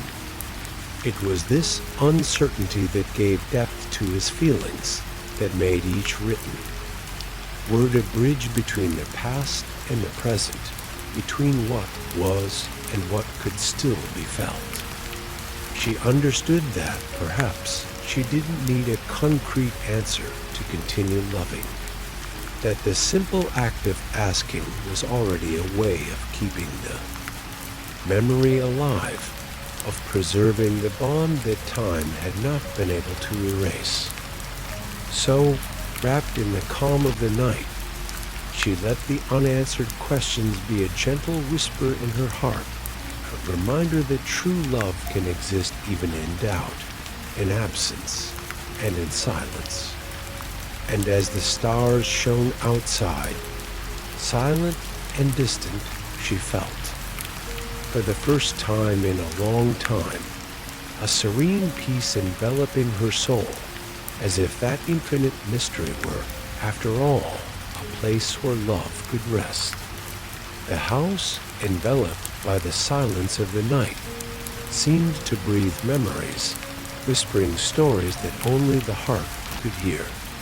Although their footsteps had long since disappeared, their parents' presence still filled the invisible spaces, leaving delicate, almost imperceptible traces that touched their soul with silent tenderness.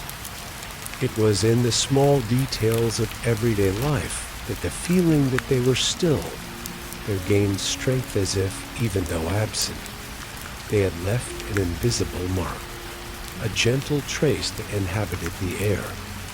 She could sometimes smell her mother's perfume, subtle and sweet, like the scent of fresh flowers in a garden that never faded. It was a delicate aroma that seemed to float through the room, bringing a sense of comfort and welcome, as if her mother were there, just a few steps away, caring for her even in silence. This scent had no logical explanation. It didn't come from real bottles or flowers. It was more of a presence felt than seen, an invisible touch that filled the heart with calm and longing. At the same time, there was the familiar sound of the door creaking, that noise his father used to make when entering or leaving, a unique sound, full of personality, that brought back memories of lazy afternoons and nights of stories told by the light of the fireplace. Sometimes she thought she could hear that delicate creaking even when the house was empty, and her heart beat faster, as if her father were there, by her side, bringing with him the security that only he knew how to give. These invisible sensations were like little gifts from the past, delivered silently into the present, as if time could bend and unite what was once separate. She learned to recognize these subtle signs her mother sent on the sheets, the whisper of the wind that reminded her of her soft voice, the creak of the door that announced her father's return, even if his footsteps never echoed down the hallway again. It was a quiet mystery, a magic that only the heart that loves deeply can understand. And in those moments, the loneliness became less dense, as if an invisible embrace enveloped her body and soul. She didn't need to see to feel.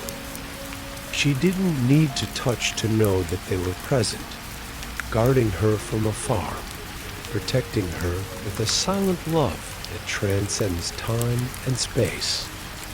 At night, when shadows danced on the walls and the world seemed to slow down, these small signs became a precious link between past and present, between absence and presence. She smiled softly, letting these sensations wash over her like a lullaby, lulling her thoughts and preparing her heart for rest. And even in the darkness, she felt accompanied not by a physical presence, but by an invisible love that never ceased to exist, a love that remained silent and constant, like her mother's, perfume in the air and the creak of her father's door that never stopped echoing. In the stillness of the night, when the outside world lay under the soft veil of silence, the child, now grown up, but still with a heart full of the innocence of childhood, found herself wrapped in a dream that visited her frequently, almost like a whisper from the past. A dream where everything seemed at the same time real and ethereal, delicate like the touch of the wind on the leaves. She ran through a vast open field where the tall grass moved slowly, swaying in the light breeze, almost like gentle waves on the sea. The sky above was painted in shades of deep blue, dotted with stars that twinkled with a faint light, creating an atmosphere of peace and mystery. In the dream, the child felt lightness in his feet, as if he were floating as he ran, free and without worries. The field seemed infinite, a space where time did not exist, where the past and the present met in a silent dance. As she ran, names began to be called soft voices, almost whispers, coming from faraway places, but echoing clearly in her heart. They were familiar names, the names of those she loved, words filled with affection and hope. Come, Elena. Come home. The voices were sweet, an invitation to a reunion that seemed as close as it was unattainable. The call had a serene tone, unhurried, like a song that soothes and invites rest. She stopped for a moment, looking around, trying to find the origin of those voices that guided her with tenderness. The field seemed to glow with a soft light, as if it were illuminated by an invisible peace, a silent energy that enveloped everything. In the dream, she felt the warmth of the sun setting on the horizon, painting the sky with soft colors of pink and gold, while the air carried the sweet scent of wildflowers, a fragrance that filled her lungs with calm and joy.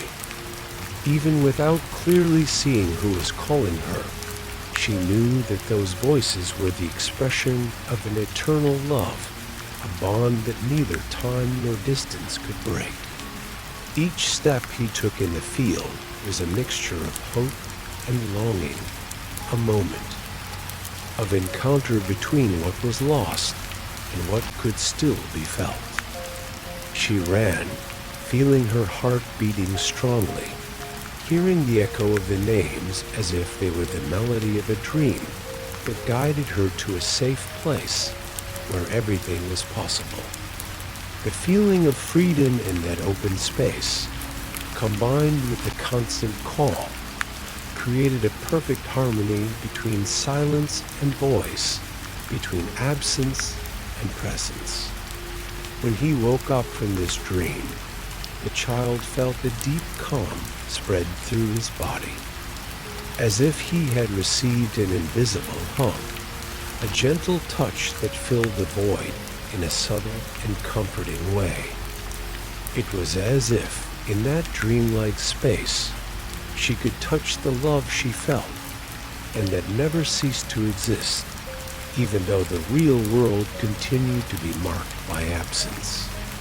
The dream then became a bridge, a serene passage between the solitude of the night and the hope of dawn, a refuge where the child could run free, hearing the names he carried in his heart, feeling loved even without answers. And in the silence that followed awakening, the peaceful feeling remained, like a promise that somehow love always finds its way, even into the most delicate dreams. The morning sun came softly through the windows of the small house, casting golden rays that danced delicately across the walls.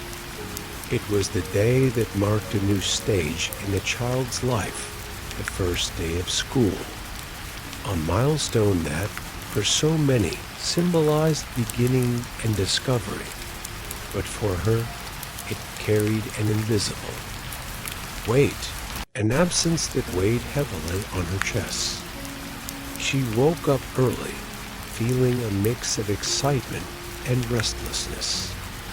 The room, decorated with colorful drawings and small toys scattered on the floor, seemed like a safe universe, a space where her imagination could still flow freely. But outside that refuge, the real world awaited her with its silent challenges. Without her parents' hands to hold, to offer that reassuring touch. She needed to find courage within herself, a tenuous strength that did not always reveal itself easily, but that was there, beating in her heart. As he dressed carefully, choosing the clothes he liked the most, his mind filled with thoughts. She imagined the faces of her classmates, the footsteps on the sidewalk to school, the new sounds, the voices that would echo in the hallways. Everything was new and at the same time scary. For a moment, he felt the chill of nervousness run up his spine, a feeling he tried to hide under a light smile, like a mask of bravery that disguised the inner turmoil.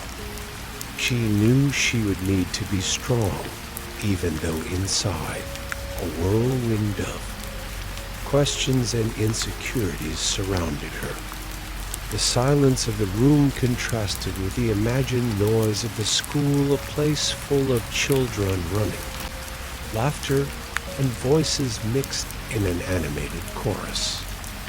As she stepped outside, the cool morning air caressed her face, and she took a deep breath, trying to calm her racing heart. Each step she took towards school was a small act of courage, a silent gesture that said, "I can handle this." She had no hands to hold, but she carried with her an invisible strength, a love that came from within, a determination that shone like a faint flame, ready to illuminate uncertain paths. As she walked, she remembered the stories she had heard about schools, about kind teachers and friends who had waited for her. These memories served as a balm, a hope that soothed her nervousness. When he arrived, the school gate seemed bigger than anything he had ever seen, a door to an unknown world. The sound of children playing in the courtyard was cheerful, but to her, it was still a distant sound, almost as if she was hearing it from somewhere else. She clutched her backpack to her chest, a gesture that gave her comfort, a small gesture of self-protection. He walked through the gate with steady steps, even though his heart was still trembling inside. In the classroom, she found a quiet corner to sit in. The voices around her formed a soft melody, a backdrop that helped calm her thoughts. She breathed slowly, letting the rhythm of the new routine slowly enter her being. The teacher, with a gentle smile, spoke in a calm voice, introducing each child to a world of discovery and learning. She listened attentively, feeling part of that space, even without hands to hold. During recess, she looked at the other children, some running and playing, others sitting in small groups. She missed her parents very much, but she found strength in the silence, in the calm beating of her own heart. On that first day, courage was not an absence of fear, but a delicate balance between restlessness and hope. She learned that even alone, she could build her own safety, an inner refuge where love was never lost. At the end of class, as she left school, the evening light painted the sky with soft colors, as if the world wanted to welcome her into its peaceful embrace. And so, on that first day, despite the visible absence, the child discovered that courage can be silent and serene, a constant whisper that calms the heart, an invisible gesture that holds the hand of the soul. In the quiet of the room, where the soft night light filtered through the curtains, lay a very special object, a diary. It was small, with a worn cover, with the edges of the pages yellowed by time, and it silently held stories that had never been told aloud, confidences that belonged only to that young and lonely soul. The diary was an intimate refuge, a sacred space where the child, now a little older, poured out his deepest thoughts, his dreams and fears, his silent victories, and his most guarded secrets. Each written page was a window into her inner world, a delicate map drawn with words full of emotion and sincerity. It was a place where the weight of her parents' absence seemed a little lighter, where loneliness became a gentle and understanding companion. There, in small, careful letters, she recorded simple moments that for others might go unnoticed, but which for her had the flavor of great achievements, the first smile of a new friend, the unexpected joy of a well-done drawing, the silent courage of facing another day without fear. But the diary wasn't just a record of victories, it also held the secrets no one else heard. Words whispered on sleepless nights, doubts that weighed on the soul, the fear that sometimes invaded the chest like a faint shadow. It was a space where she could be true, where she didn't have to hide her tears or her smiles. A place where self-love grew slowly, between the lines written with tenderness and honesty. The pages of the diary also contained reflections on what it meant to grow up without the hands that once held yours. How to find strength in your own company. How to learn to love who you are, even in the absence of what you wanted. It was a silent process made up of small steps and big silences, where each written word was an act of healing and self-knowledge. The child discovered that, despite the losses, there was a universe within him full of light, a space where hope flourished in every sentence, even on the darkest nights. The diary was like a faithful friend, always there to listen, without judgment, without rushing, offering comfort in the simplicity of words. As the night wore on, the light from the lamp cast soft shadows across the open pages, illuminating the letters that told a story of endurance and love. It was a silent testimony that, even in the most lonely moments, the inner voice could be a beacon, a source of calm and serenity. And so, between the lines of that diary, the child found the strength to continue, to dream, to believe that one day everything would make sense.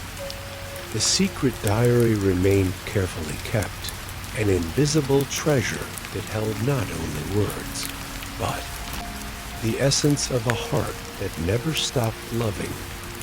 On silent nights, when the house was already asleep and the world outside was dressed in soft shadows, the child, now young, with a heart full of hidden emotions, found refuge in her diary. There, between the yellowed pages, she wrote with a calm that seemed to envelop her entire being, transforming each word into a peaceful sigh. There was no rush or urgency, just the serenity of someone who knows that those letters were intimate, witnesses, guardians of the most precious moments that only she knew. Winning was much more than achieving great feats. It was finding peace in the small daily battles. And that was exactly what she did, in secret. Every victory, no matter how small, earned a special space in those pages. The day he managed to smile without feeling a lump in his chest. The time you faced a silent fear and discovered, to your surprise that you could keep walking. The kind words that, even if spoken by herself, had the power to heal old wounds. But among the victories, there were also secrets, those thoughts, whispered at night when solitude seemed the only company. Secrets that no one has ever heard, not even those invisible friends that the child imagined to feel less lonely. Deep fears, doubts that tightened the chest, the longing that became a constant, almost tangible presence. She wrote of the emptiness left by her parents' absence, of the nights when the house seemed bigger and quieter than her heart could bear. But there was never despair in her words, only a gentle melancholy, like the wind passing slowly, carrying away the fallen leaves of a calm autumn. The diary was a safe space for this honesty, a place where self-love was strengthened in each line, where the child learned to accept the shadows without fear, embracing each part of themselves with tenderness. On a specially marked page, she wrote about the dreams she had, those that filled her soul with hope, even when the past insisted on reminding her of their absence.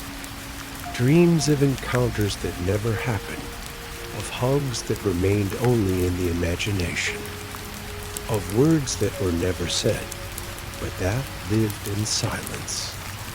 These dreams became, in the diary, gentle promises made to herself to continue living, to seek the light even in the darkest hours, to love without reservations, even when life showed its shades of sadness. As each entry was completed, the child closed the diary with a peaceful sigh, as if each written word were a step into a world where love is never lost, where hope is never extinguished. It was in this intimacy that she discovered the strength to continue, the calm to face another day, the serenity to let time gently heal what seemed irreparable.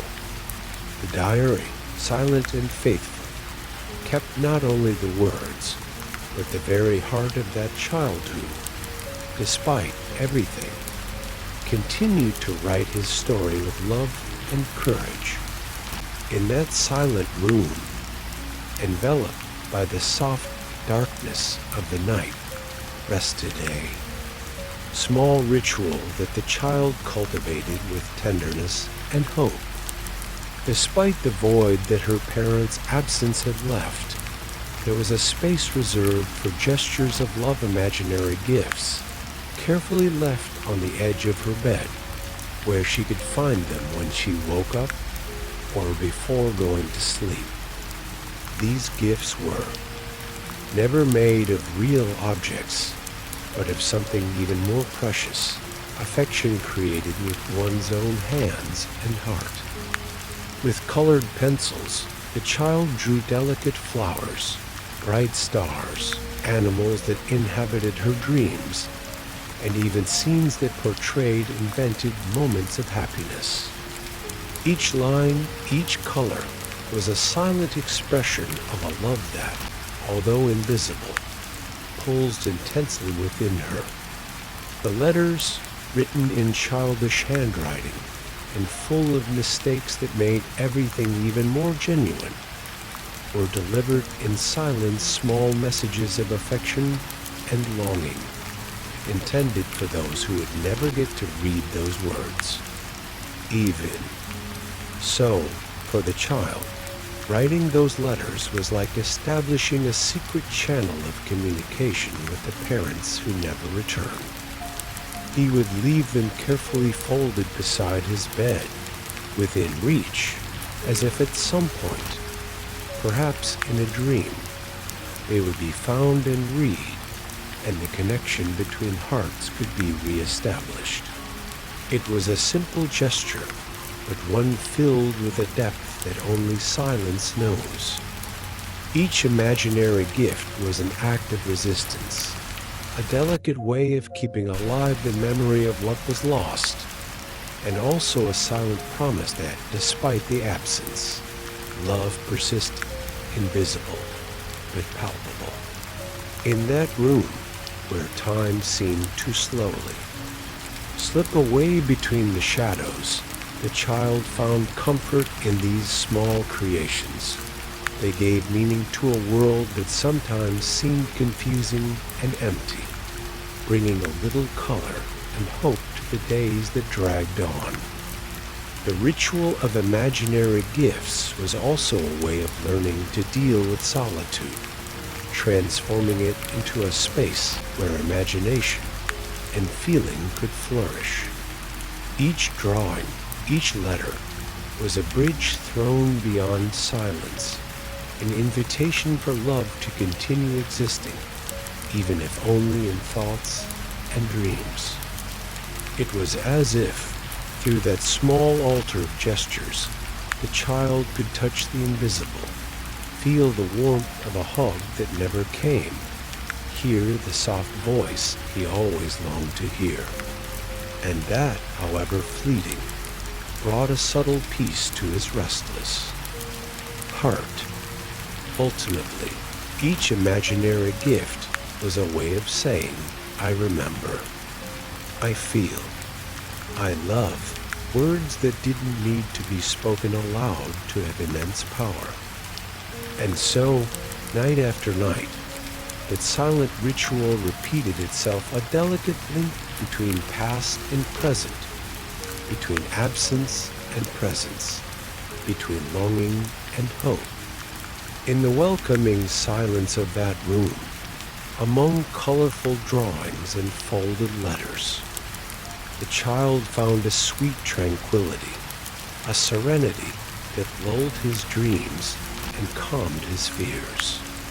Life continued, slow and gentle, cradled by the invisible love of those small gifts, left with so much dedication and affection, a silent testimony to the resilience of a heart that did not give up on loving.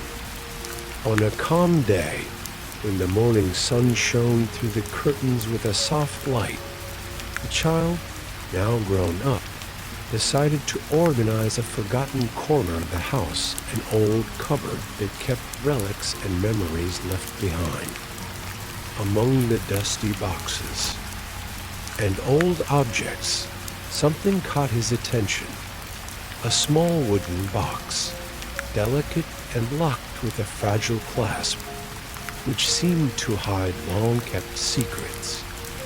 With careful hands, she opened the box and found inside a yellowed envelope that seemed to have resisted the test of time.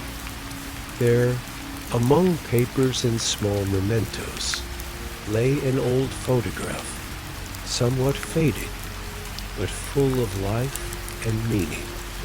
It was an image that captured a simple but genuine moment of happiness, her parents smiling together, their eyes shining and their expressions radiating love and hope. Their smiles seemed to reach across time, reaching straight into the heart of the child who now held that memory. Reuniting with that photograph was like a gentle breeze that caressed the soul. The image awakened an unexpected sensation, a mixture of nostalgia and comfort, an invisible link between past and present. She sat there on that silent afternoon and allowed herself to feel everything that those memories brought, the tenderness hidden in the gestures, the silent promise of love, even if fate had separated them. There was no bitter sadness, just a calm acceptance of what was and what remains. As she looked at the smile in the photograph, the child understood something profound, that love, even though physically absent, had never truly disappeared. It was present in every gesture of care she learned to give herself in every moment of courage and resilience, in every dream that still blossomed silently. This discovery brought with it a sense of maturity, an inner reunion that gently dissolved old pains. It was as if, by looking at that photo, she had finally embraced the complexity of her emotions' emptiness and fullness, loss and love, longing and hope. Photography, once forgotten, has become a delicate symbol that life is made up of layers, of moments that intertwine and build the story of who we are. And that, even when some pieces are missing, the picture can still be beautiful and full of meaning. Sitting there, surrounded by the warm light of the evening, the child felt the serenity of someone who finds peace within themselves, recognizing that the most important reunion is with themselves. She closed her eyes for a moment, letting the memory of his smile light her heart, and felt a lightness she hadn't experienced in a long time, a sweet whisper that said, "Your love always have been." That moment marked an important step in her journey, the beginning of a deep acceptance, of a maturity born of self-love, and a quiet understanding of what is truly essential. And so, between memories and smiles, the story continued, soft and peaceful, like the breeze that caresses the face on a calm night, bringing comfort and hope for the days that were yet to come. In the midst of that box of memories, among letters, drawings, and small objects carefully kept, there was something even more precious and painful, a letter written by the parents, dated shortly before the departure that would change the child's life forever. She held the paper delicately, feeling the invisible weight of those never-read words, loaded with a love that seemed to transcend time and the silence imposed by absence. The letter was handwritten with a soft, careful handwriting that revealed the effort to convey deep feelings in the midst of a situation of uncertainty. The words contained therein had not reached her at the right time, and perhaps they never would. Yet, at that moment, the child now grown up felt as if his parents were there, speaking directly to his heart. With a calm breath, she began to read, letting each sentence gently penetrate her soul, like a calm melody that calms the inner storm. Dear ones, our greatest wish has always been your smile, your happiness, even though destiny has put us on separate paths. It was a letter full of tenderness and quiet regret, but without despair, without accusations, just a pure, unconditional love that withstood distance and time. We know we couldn't be there as we would have liked. There are so many dreams that were left half fulfilled, so many stories that we never told. But every step we took was thinking of you, even when we couldn't be by your side. As he read those lines, the child felt a mixture of emotions, the pain of absence, yes, but also the comfort of finally understanding that love was never lost, even in the moments when it seemed absent. The letter revealed intimate details, fragments of the past that were not just words, but bridges that connected distant hearts. Stories of difficult days, decisions made with a weight of responsibility, promises made in silence for a future that might never come. We would like to ask for your forgiveness, not with dramatic words, but with the sincerity of the love we have always had. We hope that, wherever you are, you feel the strength of this love, and that it guides you through the silent nights. The words continued, like a soft song that lulled the soul, taking the child to a space of acceptance and peace.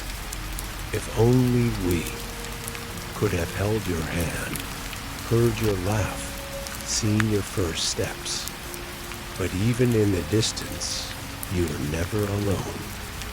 We are in every star that shines in the sky, in every wind that touches your face, in every dream you dream. The letter ended with a simple but profound wish that the child could find happiness, light, and serenity, even without their physical presence. She held the letter close to her chest, feeling the invisible warmth of that love piercing the void. It was as if, finally, a voice that had always been silent had found a way to speak. The silence in the room was filled with a sense of calm, a peace that took a while to arrive, but which could now be felt like an invisible embrace enveloping his heart. At that moment, the child understood that time and distance were not capable of erasing what true love creates: eternal bonds that transcend absence and longing. The letter from her parents, previously forgotten and never delivered, was now a treasure kept in her soul, a silent testimony that love can be stronger than any separation. And so, on that calm night, with the distant sound of rain gently tapping on the window, the child, who was now wiser and more serene soul, found a new reason to continue his journey, carrying with him the silent strength of that letter and the immense love that never died out. In the quiet of that room, enveloped by a soft shadow and the delicate aroma of an almost extinguished incense, the child, now a soul that had grown and carried with it invisible marks, allowed himself to feel what he had kept for so long. It was a different kind of crying, a silent crying, one that didn't cry for answers or carry the weight of anger. There was no screaming, no anger or accusations, just a gentle, serene release of emotions that finally found space to exist without fear. She sat on the edge of the bed, her hands resting gently in her lap, and let the tears slide down her face, one by one, like raindrops patiently running down a window. At that moment, everything seemed to stop. Time slowed down. The world outside became distant, and all that remained was the deep connection with that moment of surrender. It wasn't the cry of a lost child, desperate for an absent embrace. It was the cry of someone who had learned to accept life's imperfections, the inevitable absences, and who had found a way to love even from a distance.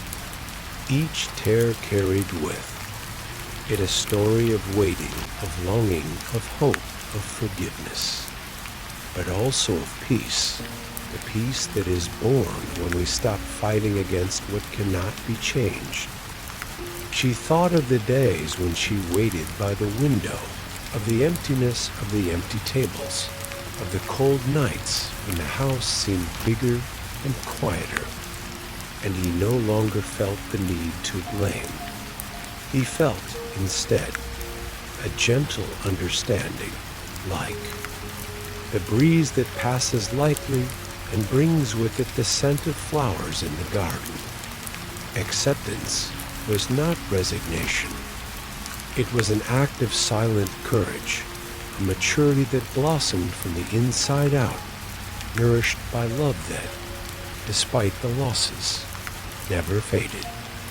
With her face wet and her heart lighter, she realized that she could keep all those emotions inside without them imprisoning her, that it was possible to live with absence without letting it define who she was. Silence filled the room again, this time with a different feeling of serenity, of inner welcome. And at that moment, the child who wrote letters to parents who never returned discovered the beauty of a cry that liberates without rebellion, only with love. She wiped the tears away with the back of her hand, and a faint smile appeared on her face, soft as the first ray of sunlight that invades the morning. The story continued, calm and peaceful, full of deep emotions and silent truths, like a lullaby that lulls the heart to sleep. In the cozy silence of the night, as shadows danced softly on the walls of the room lit only by the dim light of a candle, the child who was now writing his letters to the parents who never returned allowed himself to reflect deeply. It was a peaceful moment, almost like a slow sigh passing through the air, filled with feelings that didn't need to be said out loud. She closed her eyes and felt the weight of the words from her parents' letter, still fresh in her heart. Words that not only revealed absence, but also expressed an immense love, invisible to the eyes of the world, but present in every silent beat inside her. Even far away, you are always here. This phrase echoed with an almost whispered softness, as if it came from the breeze touching the skin on a summer night. It was not just a thought, but a certainty that had been taking root deep in the soul, even in the loneliest moments. She imagined her parents' love as a distant light, which, despite not being able to be seen directly, never ceased to illuminate her path. A love that did not need a physical presence to be felt, which manifested itself in the little things, in the aroma of the house, in the sound of the rain on the window, in the warmth of the morning sun. It was a love that crossed time and space, silent and constant, an invisible force that accompanied every step, every dream, and every sigh. As he thought about this, the child felt a deep calm flood his being, as if a gentle wave washed away all the doubts and sadness that had so often visited him. She realized that true love is not measured by proximity or touch, but by the presence that remains even in absence. It is not absence that defines love, but the memory of it alive, pulsating, eternal. On that serene night, reflection became an invisible embrace, a consolation that warmed the heart and calmed the restless spirit. She understood that, despite never having heard her parents' voices, they were present in the silence, in the storm. Memories in the stories that had become deep roots within her. And so, with a light sigh, she wrote in her letter, "Dear parents, even though our paths have been separated, I have always felt you here. In every dream, in every thought, in every moment of silence.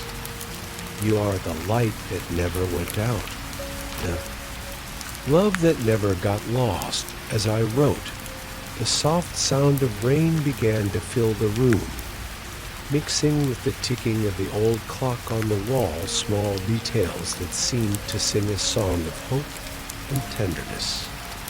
In that mix of feelings, the child felt that he could finally rest a little more peacefully, knowing that love, even unseen, would never cease to exist.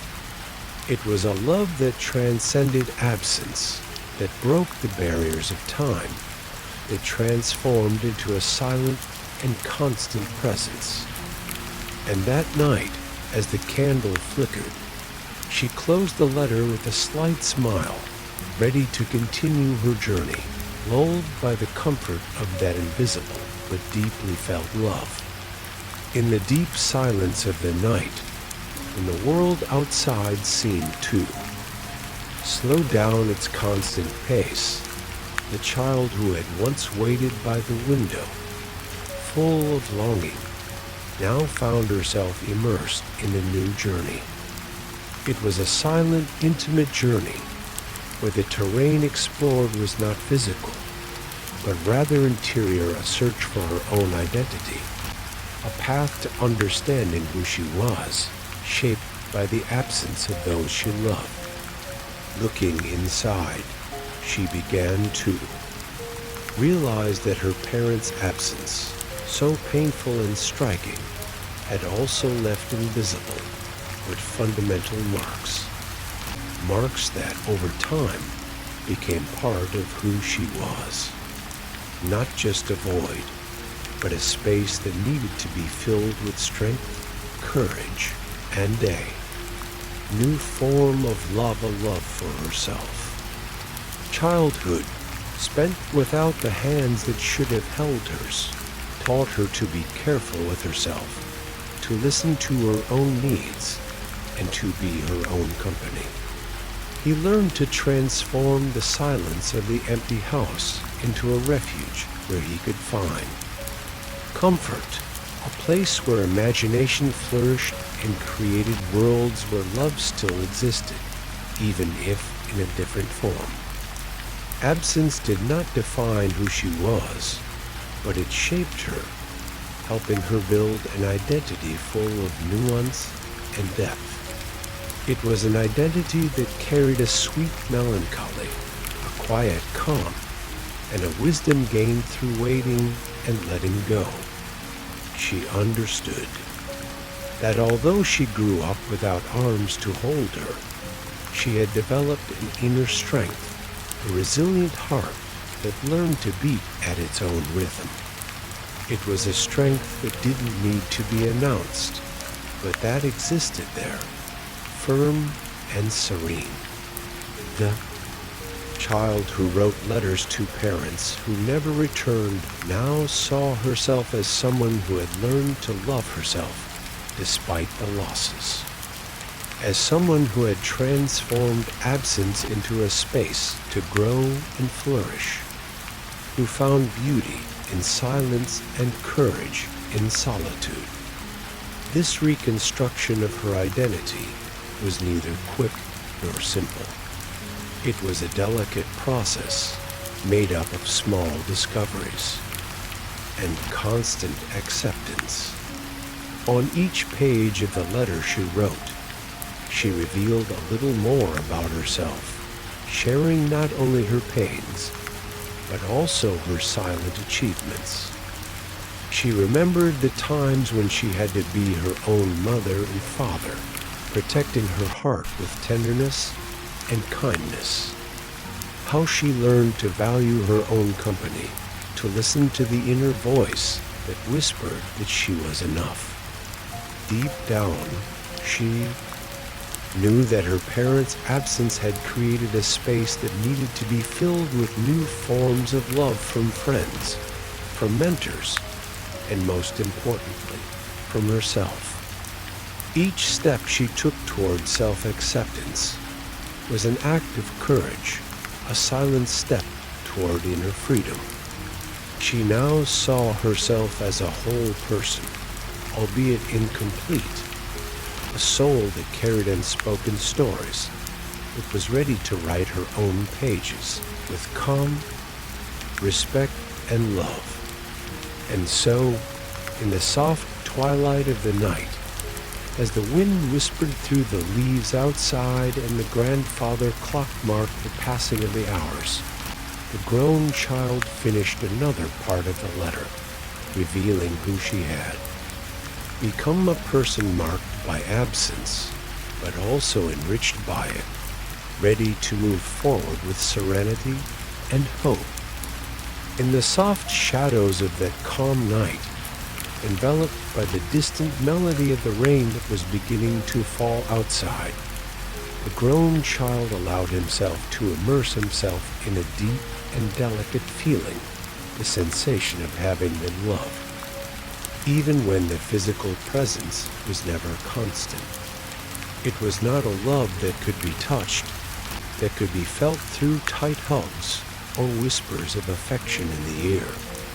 It was an invisible, silent love that manifested itself in the small details, in the memories whispered by forgotten things, and in memories kept with that almost reverent care. She thought of the times she felt an inexplicable warmth in her chest, even when silence filled the house and no one was there to say, "I love you." It was a feeling that transcended touch and sound, that flowed like a calm river, invisible but constant, nourishing the soul with a silent tenderness. That night, as her pen glided over the paper, forming words that touched her heart, she tried to capture that feeling, to try to describe it, for herself and for those who might one day read her letters. I felt that my parents' love was there, even in their absences and unspoken goodbyes. It was in the stories they told, in the promises that were never fulfilled, in the small memories of objects and smells that he still kept with care.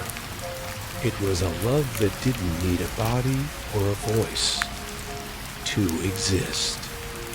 It existed in the soul, deeply rooted, like a seed that, even when buried under the dark earth of absence, loomed silently, brightening the grayest days. She knew she had been loved, not in a conventional way, but with a silent intensity that filled the empty space and gave meaning to her every step. This love was an invisible embrace that accompanied her, even when loneliness seemed to tighten her chest. As he wrote, he felt the warmth of that memory, the certainty that, despite their absences, he had never been truly alone. That somewhere beyond distance and time, his parents' love was a constant beacon, guiding his dreams, protecting his heart. This feeling brought a deep peace, a tranquility that dissolved the pain accumulated over the years. It was as if I could finally rest in the comfort of this intangible love, which even without form was real and sufficient. She imagined that perhaps true love does not need to always be physically present to be felt with all its strength, that it can exist in small gestures, in memories, in kept objects, and in words never said, but felt deeply. And so, on that quiet night, as the sound of the rain rocked the house and the candlelight flickered gently, the grown child smiled with the serenity of someone who knows she has been loved, not in a way that everyone can understand, but in a unique, silent, and eternal way. With a soft sigh, she finished another part of the letter, letting the words be a testimony of that delicate and precious feeling, the feeling of having been loved, even without the physical presence. As the night wore on slowly, and the soft sound of rain continued to fall on the ancient roof, the grown child, sitting at the table lit only by the yellow light of a flickering candle, thought of a promise he wanted to make, a promise that carried both the weight of memory and the lightness of acceptance. Not a promise born from attachment to pain, but from respect for what was experienced, for the love that existed, even if distant, and for the truth that remained between the lines of time.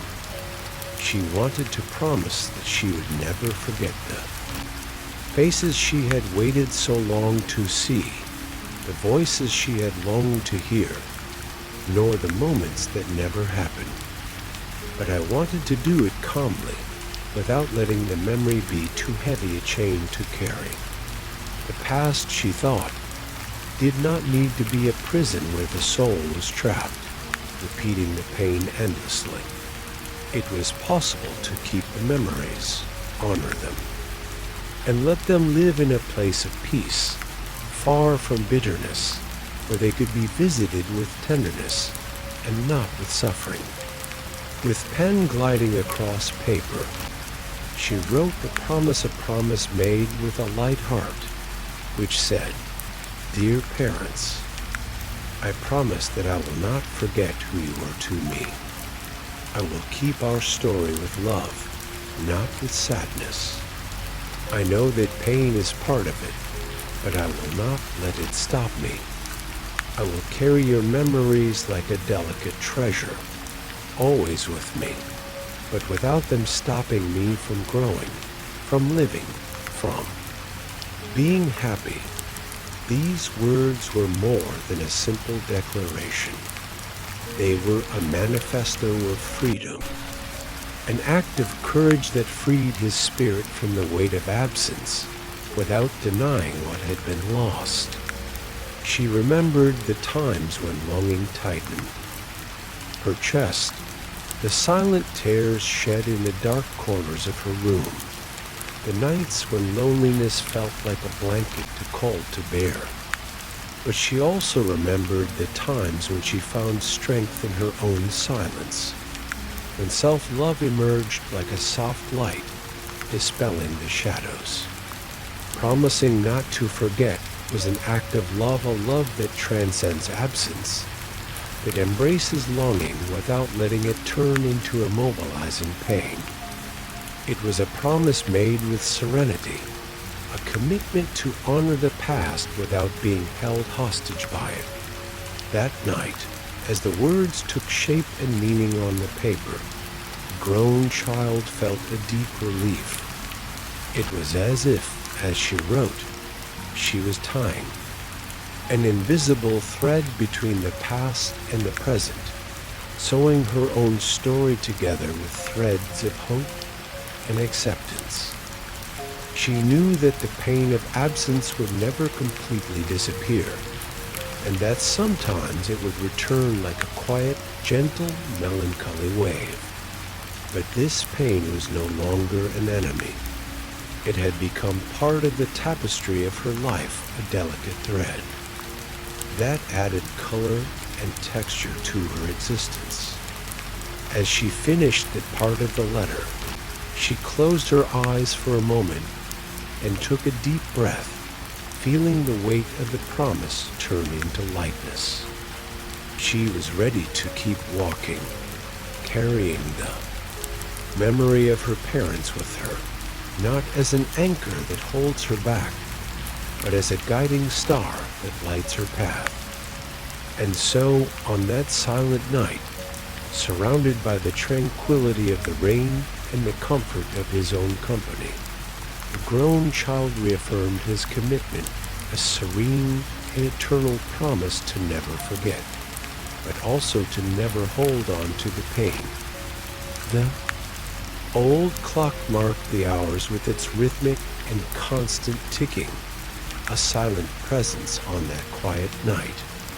Outside, the rain continued its soft song, a melody that lulled the heart of the grown child as she finished the letter that, for so long, had been kept silently deep in her soul. After so many words written, so many feelings delicately exposed, she knew she needed to end that letter with something that was both simple and profound, a sentence that would sum up all the mixed emotions, memories, pain, and love she carried. With the pen between her fingers, she felt the weight and lightness of that moment. Each word was a sigh, a confession made in the intimacy of the silent room. Then, with the calm of someone who looks inside herself and finds a crystal clear truth, she wrote, "If I am something beautiful today, It is because I was made for missing you. These words were not just a declaration, but an acceptance and acknowledgement that even in their absence, her parents' presence shaped who she became. Longing, the constant companion, was also the raw material that shaped her inner beauty, her quiet strength. She reread the sentence several times, letting each word settle into her heart. It was an ending, but also a beginning, a bridge between the painful past and a present that, despite the scars, was full of life. All around, the environment seemed to conspire for that moment of peace.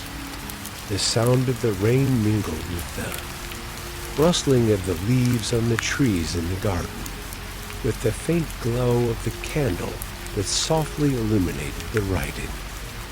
The air was fresh, filled with a tranquility that invited rest and reflection. At that moment, the grown child felt a profound lightness. The letter, which had been a guarded secret for so long, was now a candid portrait of his soul. It was not a lament, nor a plea, but a tribute to those who left without warning, leaving a void that, paradoxically, filled her with meaning. She closed her eyes for a moment, imagining her parents' faces, perhaps smiling, perhaps silent, but present in an invisible and eternal way. She felt that, despite the losses, there was beauty in what remained in the memories, in the love, kept in the untold stories. With a soft sigh, the letter was carefully folded and placed in a simple envelope, marked by time and affection. It was more than a piece of paper. It was a piece of life, a living memory that would transcend silence. On that calm night, surrounded by the serenity of the moment, the grown child allowed herself to rest. She knew that longing would always be a part of her, a gentle shadow that would accompany her steps. But she also knew that from that longing, her beauty was born a beauty made of memories, hope, and silent love. And so, as the clock ticked away and the rain continued its song, she fell asleep with her heart at peace, lulled by the certainty that, even in absence, life continues to blossom, delicate and beautiful, made of the very essence of longing. The night had settled into the room like a soft old blanket, covering every corner with its warm, protective silence. The light rain, still present outside, fell like a whispered song for no one in particular, only for the house and for her. The child who had once waited by the window was now a serene woman, her heart full of words finally spoken. The words, however, were all there, resting on the table like a secret revealed with tenderness. The letter had ended shortly before, with a sentence that, although simple, contained everything that was inside it, all the love stored, all the absence transformed into flowers, all the time lived in the rhythm of longing. Now she just looked at the paper with silent affection. The envelope was already beside her, waiting. It was time to put it away. With calm, careful fingers, he picked up the handwritten sheet, still feeling the slight warmth of the newly dried ink, as if the words were alive. He folded the letter slowly, as if packing something fragile. Each fold felt like a lighter breath, a nesting memory. Beside the letter, on the table, there was a small dried bouquet of flowers that had once been color, perfume, presence. She kept it in a wooden box. Like everything else, she never managed to throw away. From there, he chose 2 petals, one a pale pink, the other darker, almost wine-colored. They were fragile, brittle to the touch, but still carried a trace of time. They still knew what it was like to be a flower. He took the envelope and inserted the letter with the petals next to it, letting them rest there, silent as longing. But instead of closing it with glue, he tied a rustic piece of string around it in a simple bow. It wasn't meant to be sent. It never had been. It was a letter to stay to live in time, like everything that is not forgotten. Then he stood up with the envelope in his hands and walked to the bookshelf. His fingers ran along the spines of the books as if caressing familiar faces. They stopped in front of an old volume with a faded blue cover, the fabric frayed at the edges. It was the same book her father had read aloud to her when she still fit on her mother's lap. She didn't remember the story, but she remembered the melody of the voices. And that was enough. He opened the book in the middle, between the pages already marked by other nights, other silences. And there, carefully, he placed the envelope. On it, a last petal like a whisper.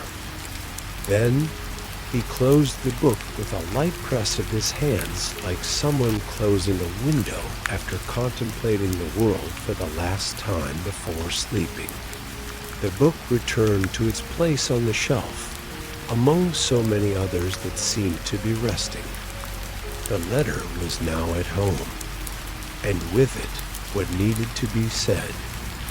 Words that might never be read, but that still existed like gestures that no one sees, but that change everything inside. She returned to her chair, contemplating the space around her with a calm that made its home in her chest. The room was quiet, but it wasn't the same silence as earlier in the evening. Now it was a filled silence, a comfortable silence, almost like the lap you long for when you're a child, almost like an answer, even if without sound. Then he blew out the candle. The flame flickered out with a brief flicker, and darkness took over gently, unhurriedly. It was time to rest. She lay down, pulling the blanket up to her chin, and closed her eyes. The pillow was cold on one side, warm on the other. She turned her face to the warm side and smiled without showing her teeth. Everything was fine now. The longing would still be there the next day, but for now, she was resting. And before sleep came completely, she whispered to herself like a prayer, like a lullaby. "Good night, Mom." "Good night, Dad." Then, finally, he fell asleep. And may you also have a good night's sleep. May the silence lull you, and may your sweetest memories keep you company in your dreams. Good night.